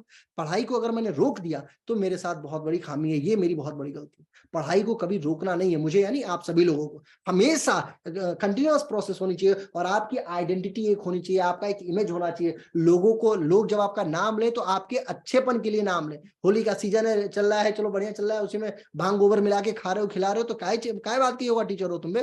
फिर तुमको ये नहीं समझ में आता कि तुम्हारी आइडेंटिटी क्या बन के आएगी। इतना नहीं समझ पा रहे हो तो तुम क्या टीचर बनोगे? सोचो, दिमाग लगाओ कि तुमको करना क्या है। चलो एक दिन का एंजॉयमेंट है, देखो मैं ये नहीं कहता कि चलो तुमको बहुत बहुत अंदर से तलब हो रही है सिगरेट पीने की, शराब पीने की, तो कमरा बंद करो, दारू पियो और उधर ही मरो, ठीक है ना, एक दिन, 2 दिन, 1 महीने मरो उधर, उसके बाद निकलो। लेकिन जब योग के क्षेत्र में जाओ तो पवित्र होके जाना, ऐसे अनायास घुस मत जाना। और गलती किससे नहीं होती है? अगर गलती नहीं हुई होती आपसे तो आप भगवान होते, भगवान होते, भगवान से भी गलतियां हुई हैं, ऋषियों से भी गलतियां हुई हैं। वेद व्यास ऋषियों में बहुत श्रेष्ठ माने जाते हैं, उनके पिता पराशर, पराशर से भी गलती हुई थी, उसी गलती के परिणाम थे वेद व्यास। लेकिन वेद व्यास ने अपने आप को ऐसा स्थापित किया कि वेद व्यास जैसा कोई विद्वान नहीं। गणेश को चैलेंज कर दिया, भगवान गणेश को, शंकर भगवान के पुत्र को, लिखो, जितनी रफ्तार से लिखोगे उतनी रफ्तार से बोलूंगा मैं, तुम्हारी कलम को रुकने नहीं दूंगा। वो वेद व्यास बनिए। गलतियां होती हैं हर व्यक्ति से, लेकिन उस गलतियों को ओवरकम करना भी ये आपका ही पैटर्न है, और ये पैटर्न आपको आगे बढ़ाएगा। अब बात करते हैं आपके अगले अगले सिद्धांत की तरफ। ये सिद्धांत आपके अपने अंतरंग की है, आपकी आत्मा से आप बात कीजिए, हमेशा खुद को इन्फॉर्म करके रखिए, हमेशा अपने आप को मैनेज करके रखिए, स्वयं को सेटिस्फाई करके रखिए, और जितना हो सके ना अपने आप से, जितना हो सके, मतलब देश दुनिया के कांटेक्ट के बजाय, यानी कि वर्चनीय बातों को, यानी जो बातें वर्जित हैं, जिन बातों से आपका कोई आउटकम नहीं निकला है। अच्छा सुनो, मौसी का जो लड़का है उसके यहाँ तो उसने अपना घर बना लिया, तुमने बनाया क्या? ये इन बातों से कोई कुछ रिजल्ट आएगा क्या तुम्हारा? फालतू अपना समय बर्बाद कर रहे हो। मिनिमम कांटेक्ट पे जाइए आप, जितना ये फालतू सब बातें, किसने क्या किया, उसने तीर मार लिया, उसने ये कर लिया, जितना समय दूसरों की एनालिसिस में लगाओगे ना, उतना अपने में लगाओ, कहां से कहां पहुंच जाओगे। और यही पहुंचना आपको आगे बढ़ाएगा। ये मत सोचो कि उसने ये कर लिया, उसने ये कर लिया, उसने ये कर लिया, फालतू की बातों में नहीं, अपने आप में लगाओ। और जब नहीं लगा पाते हो तो कम से कम शांतिपूर्वक बैठो और सो जाओ। कुछ नहीं है तो कम से कम सो, कम से कम शांतिपूर्वक मेडिटेट ही करो, लेकिन फालतू की बातों में अपना समय जाया मत करो, ठीक है ना। व्हाट्सएप पे लगे लगातार चैट हो रही है, और क्या हाल चाल है, और क्या हाल चाल है, अबे और क्या हाल चाल है, और क्या हाल चाल है का उत्तर एक ही होता है, जानते हैं क्या? सब बढ़िया है। लेकिन वास्तविकता में अगर देखा जाए तो कुछ बढ़िया नहीं है। लेकिन आप पूछेंगे किसी से, और सर हाउ आर यू, तो वो बोलेगा आई am good, what about you. ये फिक्स पैटर्न आपके दिमाग में कक्षा दूसरी, तीसरी, चौथी, पांचवी से घुसेड़ दिया गया है। How are you, I am good, यही है क्या? वास्तविकता में गुड हो क्या? तुम बैड भी नहीं हो बे। बैड से बाद वाली जो शाखा आती है वो हो तुम। क्यों? क्योंकि ना तो तुम्हारा नाम, ना तो तुम्हारा बिजनेस, ना तो तुम्हारा कोई कार्य करते हो, बीटेक पढ़ाते हो। योग क्या है चीज है? उल्टा सीधा करके क्या, क्यों फालतू में खर्च किया बीटेक के ऊपर? चलो कर दिया तो कर दिया, अब योग में आ गए हो तो आ जाओ, कम से कम योग तो बनो। क्यों बीटेक बीटेक फिर चिल्लाए जा रहे हो कि बीटेक बीटेक है, बीटेक है ना। अब ये बोलो कि चलो योग में आ गए तो अब योग योग योग योग, सिर्फ योग, ओनली योग, नो बीटेक। चलो मैं आगे किसी एक शाखा में आ गए, आपने अपने आप को बहुत आगे बढ़ा लिया। अब ना तो इधर के दो नावों पे बैठे हुए हो तुम, एक नाव इधर भाग रही है, दूसरी नाव इधर भाग रही है, बीच में आओ भैया। कभी नौकरी करते हो मैनेजमेंट की, कभी नौकरी करते हो योग की, कभी नौकरी करते हो किसी और चीज की, और फिर बोलोगे कि आई एम नॉट, है ना। आप व्यस्त थोड़ी हो, आप अस्त व्यस्त हो, उल्टा सीधा फंसे पड़े हो। जैसे जैसे धागा होता है ना, उल्टा सीधा फंस चुका है, निकालेगा कौन उसको? निकालोगे भी खुद ही। मिनिमल कॉन्टैक्ट, अपने आप को इन्फॉर्म रखो, what you have to do, आपका उद्देश्य कितना है, और उस उद्देश्य को सेट करो। अपने आप को क्लोज रखो जितना हो सके, आपके अंदर दरवाजा बंद करके, हृदय हमेशा दरवाजा बंद करके रखना। यदि आपकी बातों को, आपके हृदय की बातों को दिमाग ही जान गया ना, तो भी आप परेशान हो जाओगे। लिख लेना मेरी बात को। आपके दिमाग की बात आपके हृदय को ना पता चले, और हृदय की बात दिमाग को ना पता चले, इतना क्लोज रखो। सारी बातें करने से पहले, अरे मैं एक कंपनी खोलूंगा, कंपनी खोलूंगा, कंपनी खोलने से पहले 50 लोगों से एडवर्टीजमेंट कर दो, बात ही खत्म, है ना। जय हिंद, जय भारत। करने के दौरान अपनी व्यवस्था क्रम को आगे बढ़ाइए, फिर आप देखिए कैसे आगे बढ़ते चलते चले जाते हैं, और फिर अपने आप को आप सेटिस्फाई रख पाएंगे। अब बात आती है कंज्यूमर डिसीजन मेकिंग प्रोसेस की। ये जो है CDMP जिसको बोला जाता है, ये बहुत इंपॉर्टेंट थॉट अगेन है। आपको जब मार्केटिंग में घुसना है ना, तो आपको सबसे पहले योग का क्या नीड है उस मार्केट की। जैसे नोएडा की मार्केट में स्टूडियो खोलना मूर्खता से भरा हुआ एक कारण है। यानी अगर आपने नोएडा में स्टूडियो खोल लिया ना, तो आप फंस जाएंगे। लोग आना नहीं चाहते स्टूडियो में, एक आएगा, दो आएगा, घंटे भर की क्लास में 6 से 7, 7 से 8, 8 से 9 की क्लास में 2, 3, 4, 5 लोग आएंगे। वहां प्राइवेट क्लासेस लोग प्रेफर करते हैं, क्योंकि यहाँ पैसे वाले लोग रहते हैं, उनको फर्क नहीं पड़ता, उनका समय बड़ा बड़ा प्रिय है। क्योंकि नोएडा जो है एक जो है वैली है, जो IT वैली है, वहां पे लोग इस तरीके की कक्षा नहीं करना चाहते। वियतनाम आके देखो, यहाँ पे लोग होम क्लास नहीं करना चाहते। दिल्ली जाके देखो, लोग होम क्लास नहीं करना चाहते, वहां पे लोग आना चाहते हैं आपकी स्टूडियो के ऊपर। तो दिल्ली और मार्केट नोएडा दोनों सटे हुए हैं आपस में, लेकिन वो दोनों अलग अलग मार्केट है, दोनों का मार्केट अलग अलग है। आपको आपके मार्केट का नीड रिकॉग्नाइज करना होगा, आपको देखना होगा कि आपके पास क्या है और लोग को चाहिए क्या, किस समय में, कौन सा समय ऐसा है जिस समय में क्या कहते हैं, पावर योगा बहुत ज्यादा पॉपुलर होगा।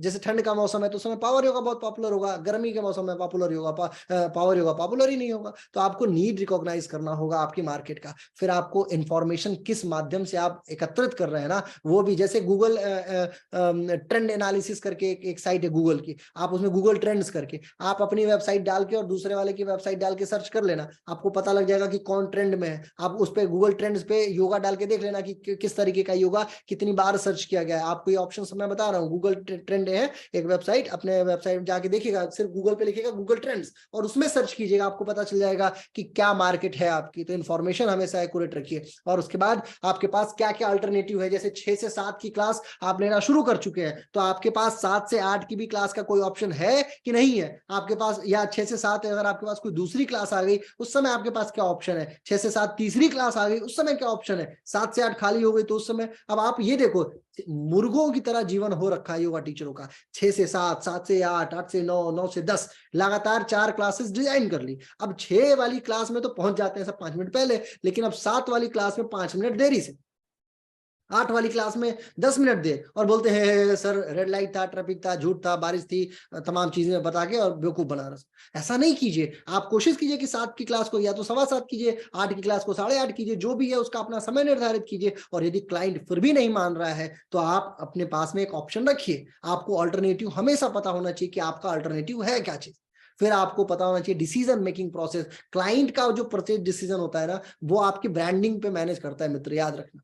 आप कभी भी जाओगे ना तो आपको पता है कि सेलो की पेन खरीदनी है, ये बात आपको पता है। आपको ये पता है कि एक्वाफिना को खरीदना है और आपको बिस्लेरी को खरीदना है ना। उसके आसपास का कोई दूसरी चीज आपको स्वीकार्य नहीं होगी। अगर बिल्कुल मरी रहे हो पानी से तब तो कुछ भी खरीद लोगे, कुछ है ही नहीं तब तो कुछ भी खरीद लोगे। लेकिन अपनी मार्केट को बनाना और आपका आपका जो ब्रांडिंग है ना, वो आपके परचेज डिसीजन के माध्यम से होनी चाहिए। जैसे अमीर आदमी जो है वो किसी भी शहर में जाएगा तो वो आईटीसी मौर्या में रुकना चाहेगा, और गरीब आदमी किधर भी होटल वोटल में रुकना पसंद करेगा। लेकिन वो अमीर आदमी आईटीसी मौर्या ही क्यों लेगा? क्योंकि उसको पता है कि ये मेरी कैपेसिटी को, ये मेरे को सेटिस्फाई कर सकता है, मेरी जो भी नीड्स है, जिस व्यवस्था क्रम को मुझे चाहिए, जिस प्रकार का खाना चाहिए, जिस प्रकार का रहन सहन चाहिए। तो आप अपने शहर के आईटीसी मौर्या बनो, जो सबसे बड़ा होटल चेन एक तरीके से।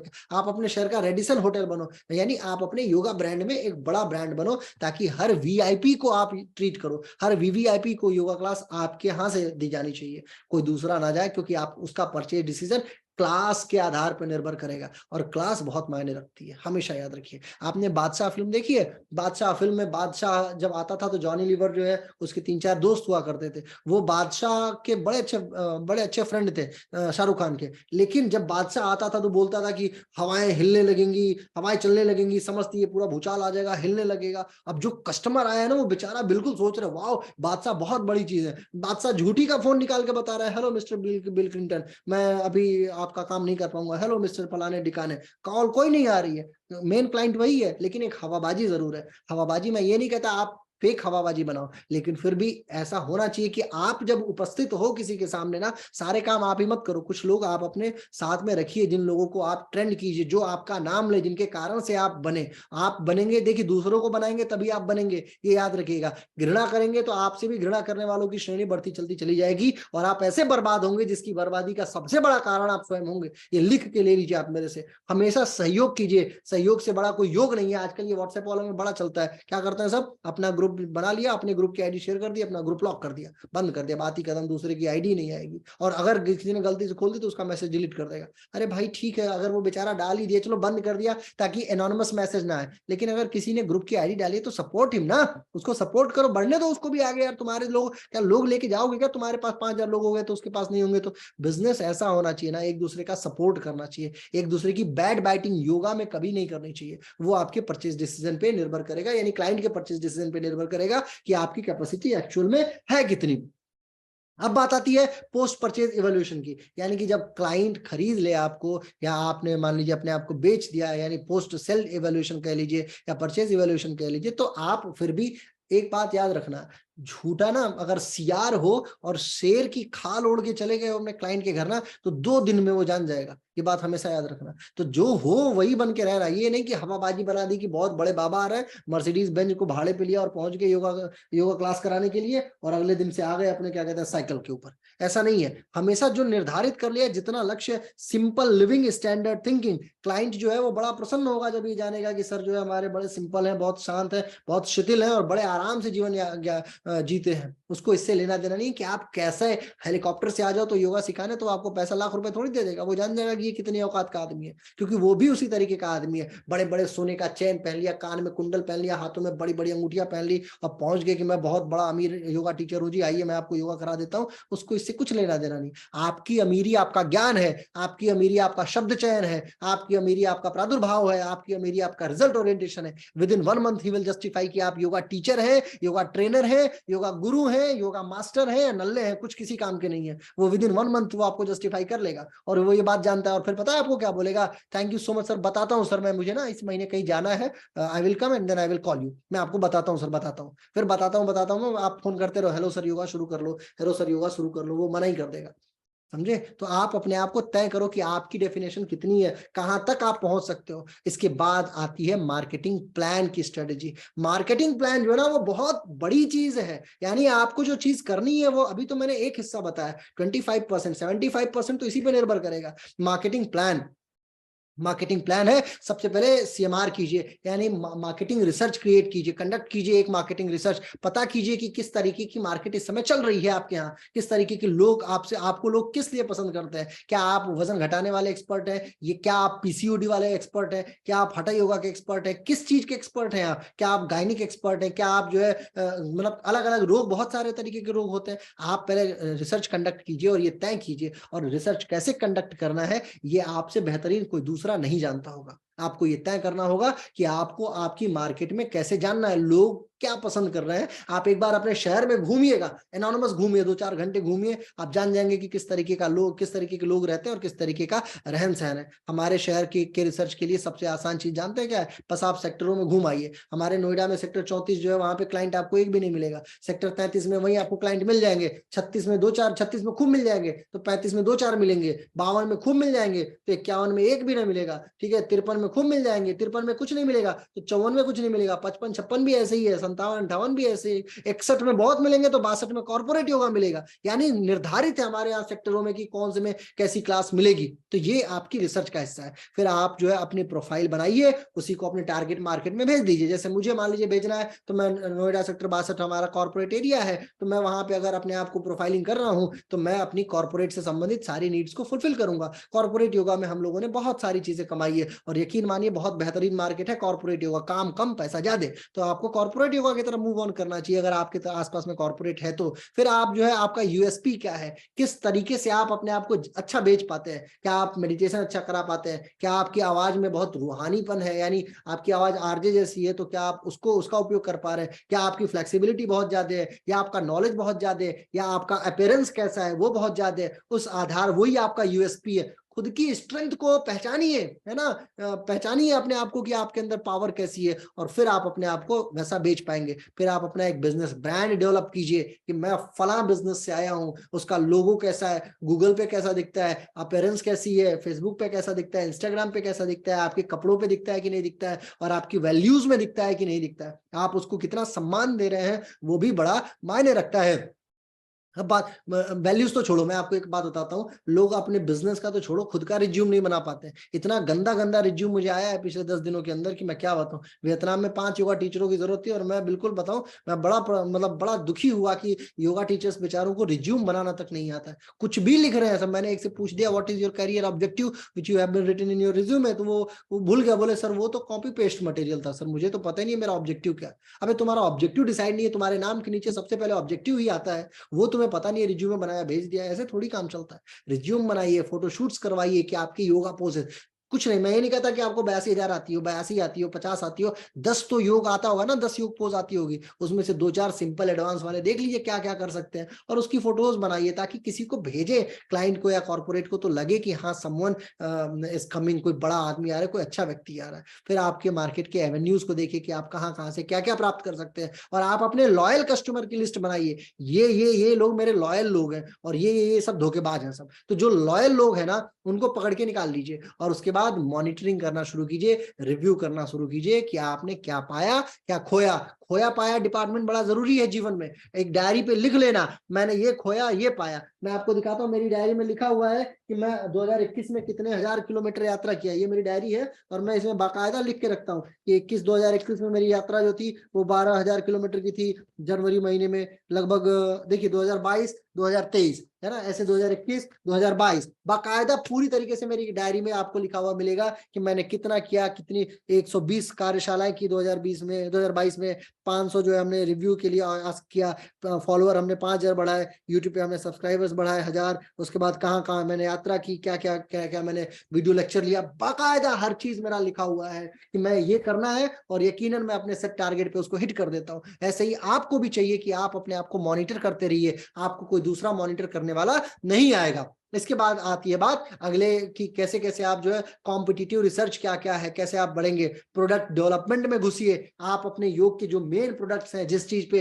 अष्टांगा जानते हैं, या पेडागोजी जानते हैं, या विन्यासा जानते हैं, या हठ योग जानते हैं, या पावर योग जानते हैं, या प्रेगनेंसी योगा जानते हैं, या पीसीओडी योगा जानते हैं, या मोटापा कम करने वाले योगा टीचर है, एक ही बैनर में सब कुछ मत भर दीजिए, ये भी है, ये भी है, ये भी है। चाय पत्ती या क्या कहते हैं वो रेस्टोरेंट का मेन्यू मत बना दिया करो, अपना बैनर बनाया करो कि फला योगा, फला योगा, फला योगा, फला योगा, 25 तरीके का योगा, साइटिका पेन, फलाना दर्द, ये सब ठीक करें योगा से, आइए हमारे केंद्र पे। ये कोई मेन्यू है क्या? कोई वो क्या कहते हैं रेस्टोरेंट खोल के बैठे हो क्या? अपनी स्पेशलिटी डिसाइड करो कि फला ट्रेनर फला काम करता है, आना है तो आओ, नहीं आना है तो मत आओ, कोई बात नहीं, दूसरा कुछ और उसमें स्ट्रेटेजी लगाएंगे। अपने प्राइस को डिसाइड कीजिए। ये जो जितना ये पी का सिस्टम है, ये भी बताऊंगा मैं अभी आपको। आपकी पैकेजिंग अगेन इंपॉर्टेंट है, कैसे आप क्लास देते हैं, वो डिस्ट्रीब्यूशन बहुत जरूरी है। आपका प्रमोशन और पीआर पब्लिक रिलेशन कैसा है, वो बहुत जरूरी है। फिर आप सेल्स को एनालिसिस कीजिए कि सेल्स बढ़ाएं कैसे, क्या क्या टेक्निक है। जैसे मैं आपको बताता हूँ, मॉल के सामने अगर आप अपना एक जो है वो दफ्ती लगवा के अगर किसी को खड़ा कर देते हैं, तो वो भी बहुत सारी चीजें बेचने में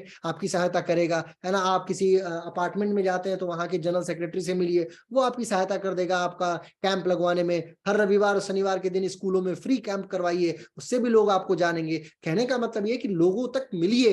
हर हफ्ते कम से कम 10 नए लोग आपके फोन बुक में सेव हो जाने चाहिए। ये आपका टारगेट होना चाहिए कि 10 लोग मुझे किसी ना किसी तरीके से कमा लेना है। अगर पैसा कमाओगे तो चला जाएगा, लेकिन लोग कमाओगे ना तो कभी नहीं जाओगे। ये बात याद रखना, पैसा आज है कल नहीं है, लेकिन लोग आज भी हैं तो कल भी हैं, हमेशा याद रखिए। इसके बाद आता है 7P थियरी। ये भी बहुत इंपॉर्टेंट थियरी है, इन सबको भी आप स्क्रीनशॉट लेके रख लीजिएगा। आपका प्रोडक्ट कैसा है, उसको प्रमोट कैसे करते हैं, उसका दाम कैसा है, कौन से स्थान पे बेच रहे हैं, किन लोगों के बीच में बेच रहे हैं, किस तरीके से बेच रहे हैं, और क्या चीज बेच रहे हैं, ये सब जरूरी है। और इन सबको मिला के बोलते हैं 7P थियरी। ये 7P जो है ना, ये जीवन का बहुत महत्वपूर्ण सिद्धांत क्रिएट करता है मित्र, हमेशा याद रखिएगा। आपका प्रोडक्ट, आपकी प्रोडक्ट योगा क्लास, उसका प्रमोशन यूट्यूब पे एड के माध्यम से या गूगल पे एड के माध्यम से, प्राइस सर्वाधिक कम या सर्वाधिक वेरिएबल कॉस्ट है आपकी, जो जो जगह है। अब जैसे आप मान लो कि इंदौर में अगर आपने गूगल एडवर्टीजमेंट कर दिया तो ठीक है, लेकिन अगर आप आगे उसी को और खरगोन में करने लगे, तो खरगोन में कौन इंटरनेट चलाता है? कोई नहीं चलाता है, तो वो प्लेस ठीक नहीं है, वहां कोई और माध्यम होगा।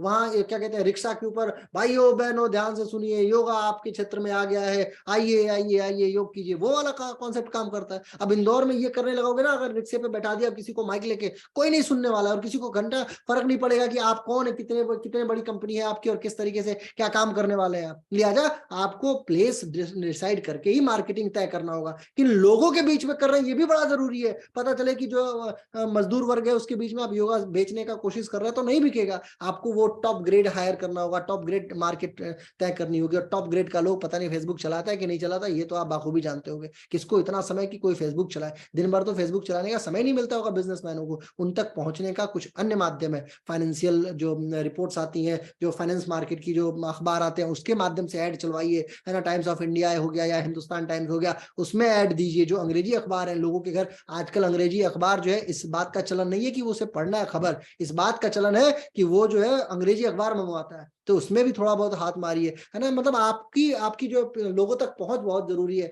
और कौन लोग आपके साथ है ये भी बहुत जरूरी है। क्या प्रोसेस है आपकी, किस तरीके से काम करते हैं सुबह से शाम तक में, दैट इज ऑल्सो इंपॉर्टेंट। और फिजिकल एविडेंस आपका यानी सफलता का क्या सूत्र है वो भी बड़ा जरूरी है आपके लिए।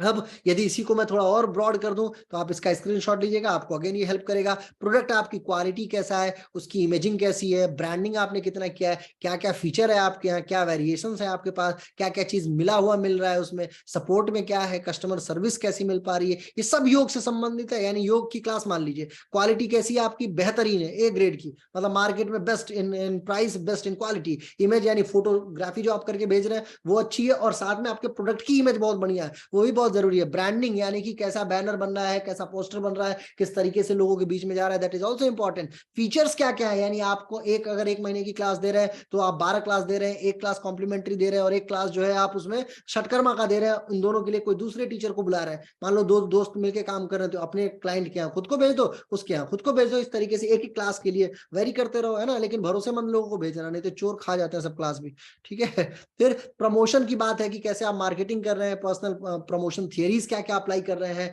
सेल्स बड़ा जरूरी है इसमें। कई सारी चीजें जो है ये आपके आपके पूरे सिस्टम को, यानी जो ये पी का सिद्धांत है, product, promotion, price, place, people, process and physical evidences, ये सब बहुत जरूरी है योग मार्केट के लिए। फिर बात आती है डिजिटल मार्केटिंग की। डिजिटल मार्केट एक बहुत बड़ी मार्केट है आजकल। वेबसाइट बहुत बड़ा रोल क्रिएट करता है किसी भी मार्केट को हैम्पर करने के लिए। अच्छा कंटेंट लिखिए, हिंदी में लिखिए, अगर अंग्रेजी नहीं आती है तो लिखो, लेकिन लिख के उसको अपने वेबसाइट पे डालो। अच्छी वेबसाइट डिजाइन करवाना बहुत जरूरी है। ईमेल भेजिए अपने क्लाइंट्स को, यूट्यूब बनाइए अपना चैनल, सोशल मीडिया में ट्विटर वगैरह यूज कीजिए, फेसबुक, इंस्टाग्राम, तमाम तरीके की चीजें यूज कीजिए। थोड़ा सा पैसा निकालिए और वेबसाइट को एसईओ कीजिए। एसईओ का मतलब होता है सर्च इंजन ऑप्टिमाइजेशन, यानी कि गूगल पे आपको कैसे टॉप पे लाया जाए, इसके लिए थोड़ा बहुत खर्च कीजिए। ब्लॉग बनाइए, ब्लॉगर एक वेबसाइट है गूगल पे, फ्री है, आप अपने विचार उसमें लिखिए और लोग सर्च करेंगे तो भी आपको जानेंगे। फिर आप अपना एड चलाइए, फेसबुक पे, इंस्टाग्राम पे, गूगल पे एड चलाइए, ये सब डिजिटल मार्केटिंग का तरीका है। फिर ऑनलाइन पीआर कीजिए, जितना हो सके जो है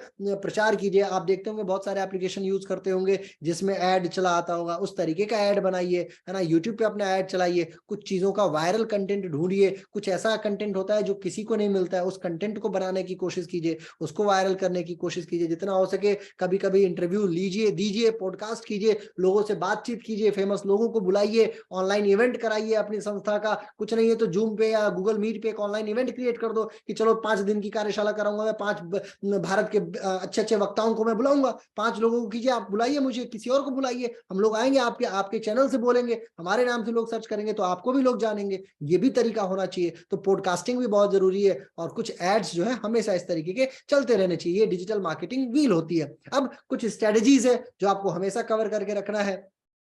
क्या क्या है, सोशल मीडिया मार्केट एक पहली हो गई। ट्रेड शो मार्केटिंग, मतलब अलग अलग बाजारों में जाइए, अलग अलग प्रकार के बाजार में जाइए और वहां अपने आप को बताइए। अंडर कवर मार्केटिंग का मतलब होता है जहां पे आप जो है क्या कहते हैं, शेर की खाल में सीआर बन के रहिए, लेकिन मार्केटिंग आपकी चलती रहनी चाहिए। अंडर कवर मार्केटिंग के बहुत सारे उदाहरण मैं आपको बता सकता हूँ। जैसे मान लीजिए पेपर में आपने ऐड दिया है, लेकिन इस तरीके से ऐड नहीं दिया है कि लगे कि वो ऐड है। आपने लिखाया, आपने पेपर वाले को दोस्त बना लिया और आपने लिखवाया उसको कि सर ऐसा है, लिखो योग से फला का कैंसर ठीक, है ना। अब ये खबर बन के जाएगी। अगर आप वहीं ये लिखवाओगे कि कैंसर के लिए योग करें, योग गुरु मिस्टर रहाणे से, अब योग गुरु रहाणे को, जिसको कैंसर हुआ होगा उसको भी भरोसा नहीं होगा। लेकिन अगर अखबार वाला ये लिख दिया कि क्या कहते हैं, बंबई के फला जगह शहर में योग से कैंसर ठीक हो गया, है ना, अगर ये खबर बन के आई, या इस और नीचे लिखा कि फलाने जगह पे इन्होंने योग कराया, योग गुरु ये थे, इन्होंने योग कराया, फिर वो रहाणे को खोजना शुरू कर देगा। एक क्लाइंट 2 खबरें एक साथ पढ़ रहा है, एक में मीडिया ने वास्तविकता में लिखी है जिसको पेड मीडिया बोलते हैं, अंडरकवर मार्केटिंग बोलते हैं, और एक होती है जहां पे आपने लिख रखा है कि योग गुरु रहाणे के साथ योग करके कैंसर ठीक करवाया तो फिर उसका इलाज। ऐसे में नहीं चलेगा काम। सोशल शो कीजिए जितना हो सके, जैसे मैंने आपको बताया, इवेंट क्रिएट कीजिए, ऑनलाइन इवेंट्स क्रिएट कीजिए, वो सारी चीजें। बज मार्केटिंग जो आती है उसमें यह है कि आप एक दूसरे के साथ सपोर्टिव होकर जितना काम कर पाते हैं। नीच मार्केट का मतलब होता है कि कहां तक लास्ट आपको किस स्तर तक जाके मार्केटिंग करनी है, किस अवस्था पे, मतलब जो आपका एक एसओपी है जहां पे आपको उसके नीचे तो नहीं जाना है। यानी अगर आपने 1000 रुपए गूगल पे खर्च करने का सोचा है तो 500 रुपए तक तो नहीं ही आएंगे। उसके बाद फ्रीबी मार्केटिंग होती है, इनबाउंड मार्केटिंग होती है, आउटबाउंड होती है, क्रॉस प्रमोशन होती है। ये सब एक दूसरे के साथ का मतलब है। अगर इन सब पे मैं बोलने पे जाऊं तो कई घंटे में बोल सकता हूं। अकेला ये इनबाउंड जो है ना, यही अपने आप में बहुत तगड़ा है। इनबाउंड का मतलब एक दूसरे से संयोजित, जैसे हम सभी लोग योगा टीचर हैं, हम सभी एक दूसरे का प्रमोशन करें ना तो भी बहुत सारे लोगों तक पहुंच सकते हैं, लेकिन ये संभव नहीं हो पाता। जानते क्यों? क्योंकि कौन करे? आलसी। आलस्यानाम मनुष्याणाम शरीरस्थ महान रिपु, यही सिद्धांत हमने जीवन भर फॉलो किया है और यही हम आज भी फॉलो कर रहे हैं। आलस्यानाम मनुष्याणाम शरीरस्थ महान रिपु, सबसे बड़ा दुश्मन आलस्य ही है और हमारे अंदर वही बैठा पड़ा है। बनारस से हूं मैं, बनारस में जानते हैं क्या बात कही जाती है? हमारे यहाँ बड़े फेमस योग गुरु हैं सब, लेकिन क्या कहते हैं, अब कौन कराएगा योगा, छोड़ो, मन नहीं कर रहा है तो नहीं कराते। बताओ, अब वो इतना फेमस है, वो विदेश से है, मैं मेरे सामने की बात है, फ्रांस, जर्मनी, अमेरिका से आया हुआ एक ग्रुप था, वो बैठा हुआ था, योग गुरु को गए बोलने के लिए, सर योग के लिए आपको ढूंढते हुए आए हैं लोग, चलिए योग करा दिए। बोले कौन कराए ससुरा योग, छोड़ो यार, कल कराएंगे, मना कर दो उनको। मैसेज कर दिया कि सर सॉरी आज नहीं करा पाएंगे, वो बेचारे वापस चले गए। सब बताइए, ये आलस से, ये योग गुरुओं का, चलो एक होता है एनर्जी निगेटिव है तब तो बात ही अलग है। कभी कभी होता है माहौल कि आप जो है आपको फील नहीं आ रही है, पॉजिटिव वाइब्स नहीं आ रही है तो नहीं करा रहे हैं, लेकिन अब सो रहे हैं तो कौन करा है? दिन में सोना बंद करोगे, इनबाउंड मार्केटिंग आपकी ऐसी खत्म हो जाएगी, ठीक है, बाउंड होके रह जाओगे, फिर कुछ किसी काम के नहीं बचोगे। तो मार्केटिंग स्ट्रेटजीज बनाइए, फिर आपको अपना एक बॉक्स बनाना होगा, आपके ब्रांड की स्ट्रेंथ कितनी है, आपके कस्टमर का बॉन्ड कितना है आपके ब्रांड के साथ। देखिए एक बात मैं आपको बताता हूं, बहुत सत्य बात है, क्लाइंट को ना रत्ती भर फर्क नहीं पड़ता है कि आप उसके योगा टीचर हो आज, कि कल कोई दूसरा योगा टीचर है। वो आज आप आओगे तो sir sir sir sir sir sir, अरे आप ही तो मेरे देवता है। कल आप चले गए ना तो कल दूसरा आएगा, दूसरे कोई बोलेगा सर आप ही मेरे देवता है। वो हर हर दिन उसका देवता बदल जाता है। क्लाइंट बहुत बुद्धिमान है। आप ये देखो कि किसके साथ कैसी बाउंड बना पा रहे हो। कभी आप उसके बच्चे के साथ आपने अच्छा रिश्ता डेवलप किया, उनके घर में गए तो किसी उनके पति है उनके साथ अच्छा रिश्ता डेवलप किया, सास ससुर है, बूढ़े माताजी पिताजी, उनके साथ अच्छा रिश्ता डेवलप किया, सबसे इतना घुल मिल गया ना कि फिर वो रिश्ता आगे बढ़ना शुरू हुआ, फिर बाउंडिंग बढ़ती जाती है। तो वो भी बहुत जरूरी चीज है। आपके कॉम्पिटिटिव सिचुएशंस कितनी है, कितने लोग, अगर आप नहीं है तो दूसरा कौन है, ये बड़ा जरूरी है। देखो एप्पल का जो फोन है ना, उसको इतना सा भी फर्क नहीं पड़ता है, क्योंकि चाहे ओप्पो लाइए, वीवो लाइए, दुनिया भर का एप्पल वाला बोलता है कि साहब 2 कैमरा, ओप्पो वाला चिल्ला के बोलेगा 4 4 4 कैमरा, मेरा 4 कैमरा, ठीक है। एक एक मार्केट लगी, ठीक है, देखो वहां अनाउंस किया जा रहा, एप्पल वाले ने बोला मेरा गुण और ओप्पो वालों ने बोला मेरा गुण, मेरे पास दोनों फोन है। देखिए अब एप्पल वाले ने बोला मेरे पास मेरे फोन में 2 कैमरा है, तो ओप्पो वाला बोला 4 4 कैमरा दूंगा मैं, ठीक है। एप्पल वाले ने बोला मेरे फोन में 54 मेगापिक्सल का कैमरा है, 154 का कैमरा मेगापिक्सल है। इसने बोला मेरे फोन का दाम मात्र 50,000 रुपए, 15,000, ओनली 15,000 रुपीज, ठीक है। अब देखो कैसे कंपटीशन है। इतने तगड़े कंपटीशन के बाद फोन बोला 3 घंटे में चार्ज हो जाएगा, आधे घंटे में मैं 1.5 वोल्ट का चार्जर लगाऊंगा, आधे घंटे में चार्ज करके दे दूंगा, ठीक है। अब इनमें लोग फिर भी ओप्पो को छोड़ के और एप्पल को अपना स्टेटस सिंबल क्यों मानते जानते हैं? क्योंकि उसके पास वो सिस्टम है, वो कॉम्पिटिटिव सिचुएशन उसने क्रिएट कर रखी है। वो भाग नहीं रहा है कस्टमर के पीछे, अपनी क्वालिटी में कुछ ऐसी चीजें लाता है। सबसे पहले पानी में डुबोने का कॉन्सेप्ट एप्पल लेके आया था, दूसरा कोई फोन नहीं लेके आया था। दूसरा फोन तो बाद में कॉपी किए सब, बाद में ये फोल्डिंग नया नया सिद्धांत लेके आते हैं सब, लेकिन फिर भी नहीं चल पाता। अभी फोल्डिंग का सिद्धांत आया हुआ है फोनों में, नहीं चल रहा है। ऐसे आप कुछ नया लेके आइए और अपनी मार्केट को निर्धारित रखिए और अपने बिजनेस के सिचुएशन को एनालाइज कीजिए, ये आपको आगे लेके जाएगा। फिर आपकी मार्केटिंग की प्लानिंग प्रोसेस क्या है, इसका स्क्रीनशॉट ले लो। यही है आपको जो आपको इसका मेरे पूरे उसका क्रक्स जो है, मिशन स्टेटमेंट आपका क्या है, कॉर्पोरेट ऑब्जेक्टिव कितना है, क्या आपको करना है जीवन में, ठीक है। आपकी अपॉर्चुनिटीज कैसे आप देख पाएंगे। आप 5C एनालिसिस, 5C का मतलब होता है कंपनी, कस्टमर, कॉम्पिटिटर, कोलैबोरेशंस और क्लाइमेट। ये 5C बहुत जरूरी है। अगेन देखो मैंने सागर में गागर भरने की काम किया मित्र। ये जो कक्षा में ले रहा हूं ना, ये मेरे 1 साल की मेहनत का कक्षा मानना, यानी पूरे 1 साल में जो MBA में लोग पढ़ते हैं ना, वो मैं आपको आज पढ़ा रहा हूँ, आज पूरे 1 घंटे 1.5 घंटे की कार्यशाला में, ठीक है। तो आपको 5C एनालिसिस करना है, फिर एनालिसिस कीजिए, आपकी स्ट्रेंथ क्या है, आपकी वीकनेस क्या है, आपके पास क्या क्या अपॉर्चुनिटीज है, यानी कर सकते हो, और कैसा आपका जो है, आपके पास डर किस बात का है, क्या करोगे तो आपको हानि होगी। स्वॉट एनालिसिस करो। फिर आती है पेस्ट एनालिसिस। पेस्ट एनालिसिस का मतलब पॉलिटिकल कैसा है मामला, इकोनॉमिकल कैसा इन्वायरमेंट है, सोशल इन्वायरमेंट कैसा, और टेक्निकल इन्वायरमेंट कैसा है, क्षमा कीजिए, ठीक है। तो पॉलिटिकली कितने साउंड है आप, यानी कोई सपोर्ट, जैसे योगा डे आ रहा है, अब योगा डे में आप अपने शहर में एक योगा कैंप ऑर्गेनाइज करा सकते हैं। अगर आप पॉलिटिकली साउंड होंगे तो you can do it easily. अभी पॉलिटिक्स ही चल रही है, सारे योग के पूरा योग समुदाय जो है वो पॉलिटिक्स की भेंट चढ़ रहा है। तो इसी आपके पास भी कोई पॉलिटिकल सपोर्ट है कि नहीं है, इकोनॉमिक्स आपकी कैसी है, कितना पैसा खर्च कर सकते हैं, कितना आप मंगा सकते हैं, आपका सोशल यानी लोग कितने जानते हैं आपको, और टेक्निकल कितने आप, यानी कितना काम आप कर सकते हैं। तो पेस्ट एनालिसिस भी जरूरी है। ये 5C स्वॉट और पेस्ट एनालिसिस बहुत जरूरी है। इसके बाद अपनी ऑडियंस तय कीजिए, अपने मेजरेबल गोल्स तय कीजिए और अपना बजट निर्धारित कीजिए। फिर प्रोडक्ट डेवलपमेंट में जाइए, प्राइस में जाइए, प्रमोशन में जाइए, डिस्ट्रीब्यूशन में जाइए और प्लान को फिर एक्शन में लगा दीजिए और अंत में आपको अपना पॉजिटिव रिजल्ट मिलना तय हो जाएगा और यही आपको आगे बढ़ाएगा। फिर प्रोडक्ट डेवलपमेंट प्लान के पीछे भी बहुत सारी थियरी आ जाती है। आप अपने ट्रायल क्रिएट कीजिए। पहले में आपने कोई चीज बना, मतलब मैं बनाने वाला हूँ, माहौल क्रिएट कीजिए कि अरे मैं एक बहुत बड़ा योगा कार्यक्रम करने वाला हूँ, ठीक है।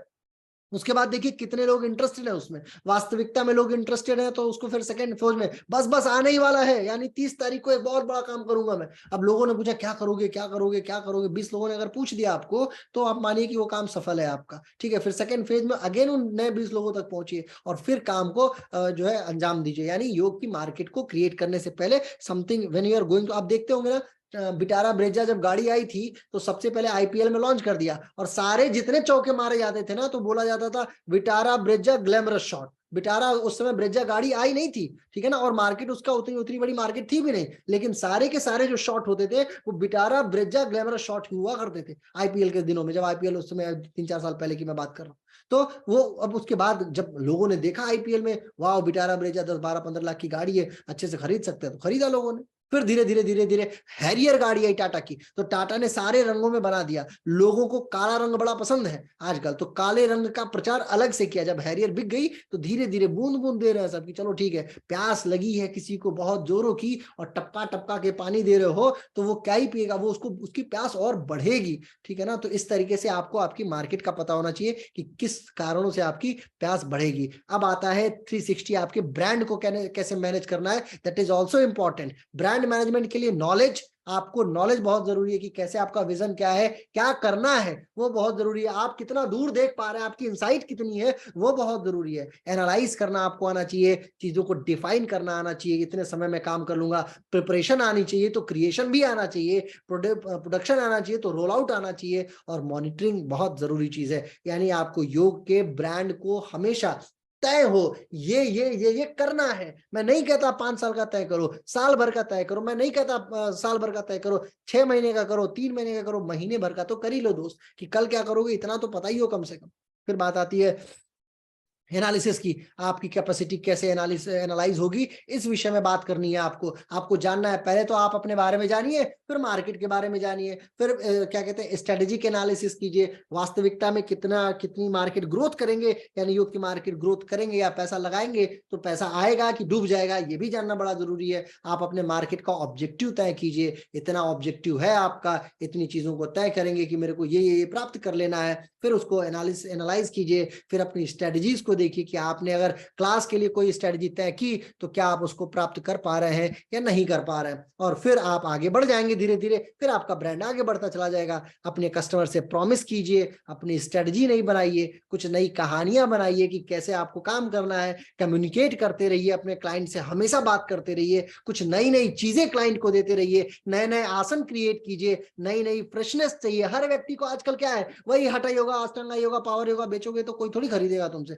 हर एक आसन नया कोशिश कीजिए, हफ्ते 2 हफ्ते में नया इंट्रोड्यूस कर दे ताकि उसको भूख बनी रहे। अगर आप उसको एक ही बार में खाना दे देंगे तो भूख से जो है ना वो बोलेगा अरे यार अब तो मेरा पेट ही भर गया। और ज्यादा खाना, भूखा आदमी एक ही बार खाना देख के उसका पेट खत्म हो गया, वो बोलता है अरे मेरे को, मैं खा ही नहीं पाऊंगा। शादियों में कहाँ लोग ज्यादा खा पाते हैं, खाना इतने तरीके का रख दो कि लोग खाने से पहले 20 बार सोचे और थोड़ा सा खा के उनका पेट ही भर जाए, ठीक है ना। तो नई फ्रेशनेस चीजें आपको हमेशा देते रहना है। एक्सपीरियंस शेयर भी कीजिए और एक्सपीरियंस का रिजल्ट भी लीजिए, क्लाइंट से मांगिए कि सर मेरे को रिव्यू दीजिए, आपके पास क्लाइंट का रिव्यू होना चाहिए। इसके बाद आपका आता है ब्रांड। ब्रांड में 4 चीजें बहुत जरूरी, रिसर्च, डेवलपमेंट, प्रोडक्ट कितना आपके पास है, किस तरीके की मार्केट को आप भेज रहे हैं, आपका इंटरनल कल्चर कैसा है, लोग कैसे हैं आपके साथ जुड़े हुए, और कस्टमर तक कैसे पहुंच रहे हैं। इन्हीं चारों चीजों को जब मिला दोगे ना तो योगा का ब्रांड है दुनिया का सर्वश्रेष्ठ ब्रांड बनना लग जाएगा। फिर कोई ये नहीं पूछेगा टाटा जो है वो नमक से लेके गाड़ी तक, हवाई जहाज तक बनाते हैं, जानते हैं क्यों? क्योंकि उनको वो ब्रांड मैनेजमेंट आता है, उनको पता है, वो पहले रिसर्च करते हैं कि नमक हर घर की जरूरत है,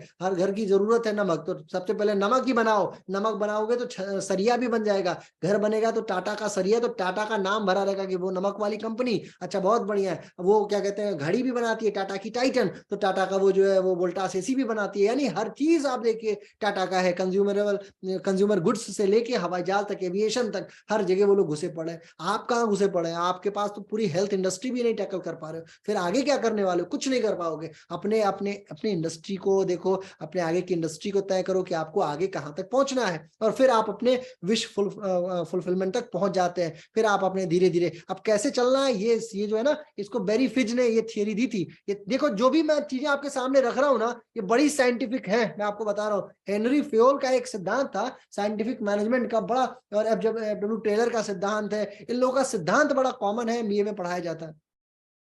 कहने का मतलब ये है कि ये जो बैरी फिज की थियरी है, इसको समझिए। पहले तो अपने आप में आनंदित होकर काम करना शुरू कीजिए, आपका आनंद ही आपको आगे ले जाएगा। अपने इच्छाओं को देखिए और कंट्रोल इच्छाओं को लीजिए, फिर अपने इच्छाओं को आगे लेके बढ़िए, विश को फुलफिल कीजिए, अपने संबंधों को प्रगाढ़ कीजिए, खुद कुछ प्राप्त कीजिए, फैमिली वैल्यूज को तय कीजिए, रिवैल्यूइंग को देखिए, किसको कितना वैल्यू देना है ये भी तय करते रहिए। आपकी पावर कितनी है, आपका डोमिनेंस कितना है, कितने लोग आपको जानते हैं, कितने लोग आपको मानते हैं, कौन आपसे डरता है, कौन आपकी इज्जत करता है, ये भी तय कीजिए और ये कराइए लोगों में, ये भी बहुत जरूरी है। उसके बाद आपका पारिवारिक संबंध कितना है, कितना आप संपर्क में है, अपने आप को कितना स्मार्ट मान रहे हैं, किन लोगों से आप अच्छे हैं और किन लोगों के साथ हैं, ये सब आपका बेरी फिज थियरी के तहत आता है। इसके बाद आती है ब्रांडिंग में अगली चीजें, आप कितने अलायंस, कितने लोगों से है, कितने योग के सेंटर आपसे जुड़े हुए हैं, कौन कौन सेंटर आपको जानता है, आपके सेंटर में क्या क्या इंग्रेडिएंट्स है, क्या क्या चीजें आप मिक्स करके दे रहे हैं। जैसे आप प्रेगनेंसी योगा दे रहे हैं कि नहीं दे रहे हैं, पीसीओडी का योगा दे रहे हैं कि नहीं दे रहे हैं, आपकी कंपनी कितने कंपनियों से आपके संपर्क है, आप कहां तक एक्सटेंड करना चाहते हैं, जैसे इंडिया में है तो इसके इतर भी कहीं जाना चाहते हैं कि नहीं चाहते हैं। इसके बाद फिर कंट्री रीजन तक पहुंचिए, आपके चैनल्स क्या क्या है, किन किन माध्यमों में आप आगे बढ़ रहे हैं, आपकी योग कंपनी के बारे में कौन लोग बात कर रहे हैं और कौन लोग आ रहे हैं, ये भी बड़ा जरूरी है। थर्ड पार्टी का मतलब जैसे यूनिवर्सिटीज हो गई, जैसे आप मानिए कि जैसे हमारे यहाँ एसकेएम योगा में हम लोग योगा इवेंट कराते हैं, 100 डेज 100 योगा इवेंट, 100 विश्वविद्यालयों के प्रोफेसरों को पकड़ लेता हूं मैं। अब 100 विश्वविद्यालय के प्रोफेसर है तो 100 विद्यालय के बच्चे तो जाने ना हमारे बारे में। प्राइवेट प्लेयर बनिए और एक अच्छा प्लेयर बनिए, लोगों का कल्याण भी होगा और आपका नाम भी होगा, दैट इज ऑल्सो इंपॉर्टेंट। फिर आपका कॉज जो है ना वो हमेशा गुडविल होना चाहिए, अच्छे नियति से काम। देखो मैं आपको पढ़ा रहा हूँ, मेरे बार बार पिछले 2 घंटे से कर रहा हूँ, मेरी ऊर्जा ही जा रही है, शाब्दिक ऊर्जा जा रही है, आध्यात्मिक ऊर्जा जा रही है, सब जा रही है, लेकिन फिर भी क्यों कर रहा हूँ? आपका भी लाभ इसमें तय है, मेरा भी जो होगा सो होगा, लेकिन मेरी इंटेंसिटी बहुत क्लियर है, इंटेंशन मेरा बहुत क्लियर है कि मैं आपको कुछ देना चाहता हूं। बिल्कुल ये बात याद रखिए, जिस दिन आप बड़े होंगे मैं खुद ही बड़ा हो जाऊंगा हमेशा, क्योंकि आपके अंदर थोड़ी भी मानवता बचेगी तो कहोगे कि चलो एक आदमी था जो रात के 11 बजे तक अपने वियतनामी समय के अनुसार बरबर चिल्लाए जा रहा था हमारे लिए, ठीक है ना। तो आप उन चीजों को, कॉज आपका अच्छा होगा तो आप चिल्ला पाओगे, नहीं कॉज अच्छा होगा तो अभी आधे घंटे में थक के चूर हो जाओगे, सो ही जाओगे,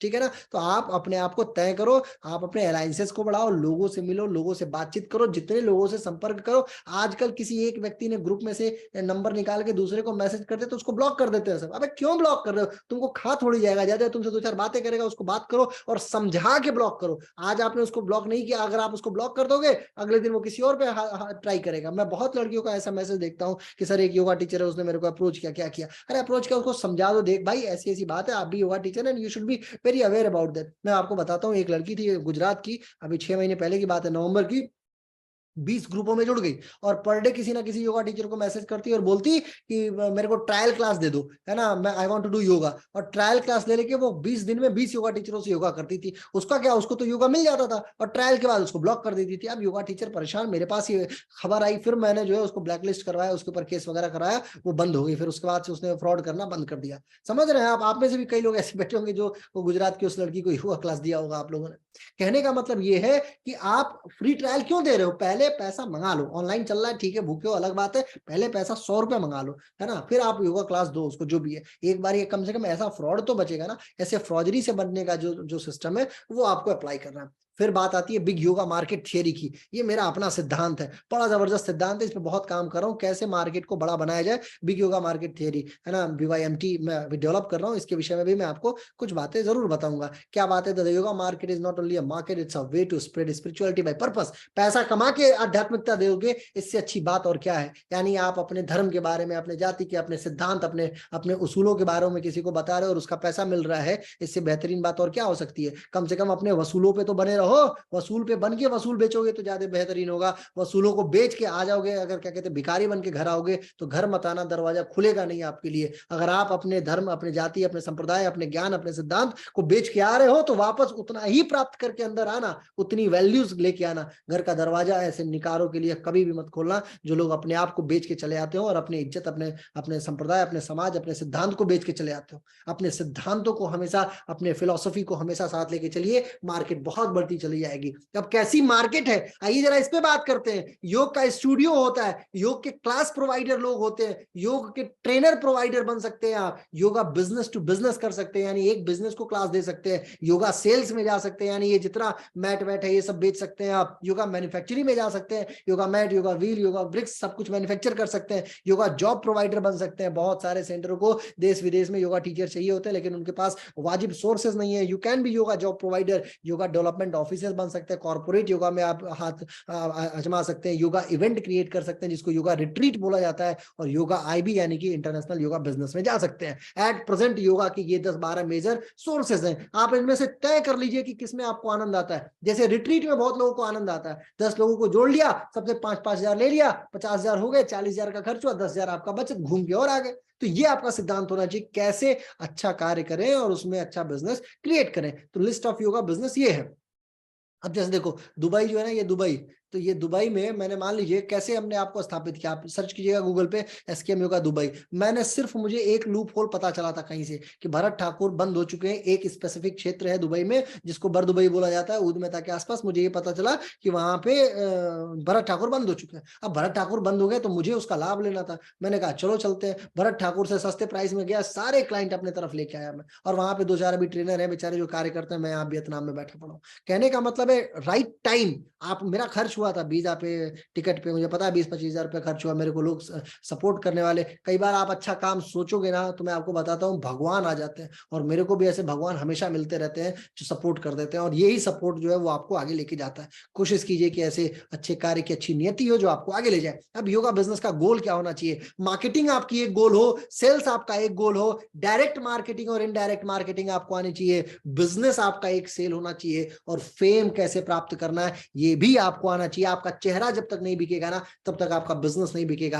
अंबानी को, नीता अंबानी को और अनिल अंबानी को और ये जो अंबानी साहब है इनको, इनका चेहरा पहले बिकता है, पहले इनको लोग जानते हैं कि अरे ये तो फलाने अंबानी है, तब जाके काम होता है। सचिन तेंदुलकर को उनके शॉट से भी लोग जानते हैं, तो सचिन तेंदुलकर का चेहरा भी लोग जानते हैं। ऐसे अगर आपका बिजनेस है तो आपका नाम भी लोगों को पता होना चाहिए। जेआरडी टाटा का नाम भी है तो चेहरा भी है, चेहरा चमकाने के पीछे जाइए जितना हो सके। अब बात है, आप एक चार्ट बनाइए, ये चार्ट जैसे मान लीजिए बिजनेस का नाम, जैसे मैंने अपने बिजनेस का नाम लिखा हुआ है, आप अपना बिजनेस लिखिए, आपके शहर का दूसरा बिजनेस रखिए। अब देखिए कि क्लाइंट कितने हैं इनके पास, इनके क्या कहते हैं कितने लोग इनको सपोर्ट करते हैं, कितनी क्लासेस ले पाते हैं, कितना डायरेक्शन कैसा है इनका, इकोनॉमिक, सब एबीसीडी का मतलब होता है एट्रीब्यूट क्या है इनका, बी से बिजनेस कैसा है इनका, सी से कस्टमर कैसा है इनका, डी से डेवलपमेंट कैसा है, ई से इकोनॉमी कैसा है, एफ से फाइनेंस कैसा है, जी से ग्रोथ कैसी है, एच से ऑनेस्टी कैसी है, आई से इंटेलिजेंस कैसा है ना, जे से जजमेंट कैसी है ना, क्या है इनका पूरा सिद्धांत, ये सब तय करो। ए टू जेड आपका सिद्धांत का एक ऐसा ग्राफ बनाओ और फिर आप आगे बढ़ो, फिर आपको पता चलेगा। और मार्क दो, 10 में से नंबर दो, इनको कितना मिलना चाहिए ईमानदारी से और आपको कितना मिल रहा है,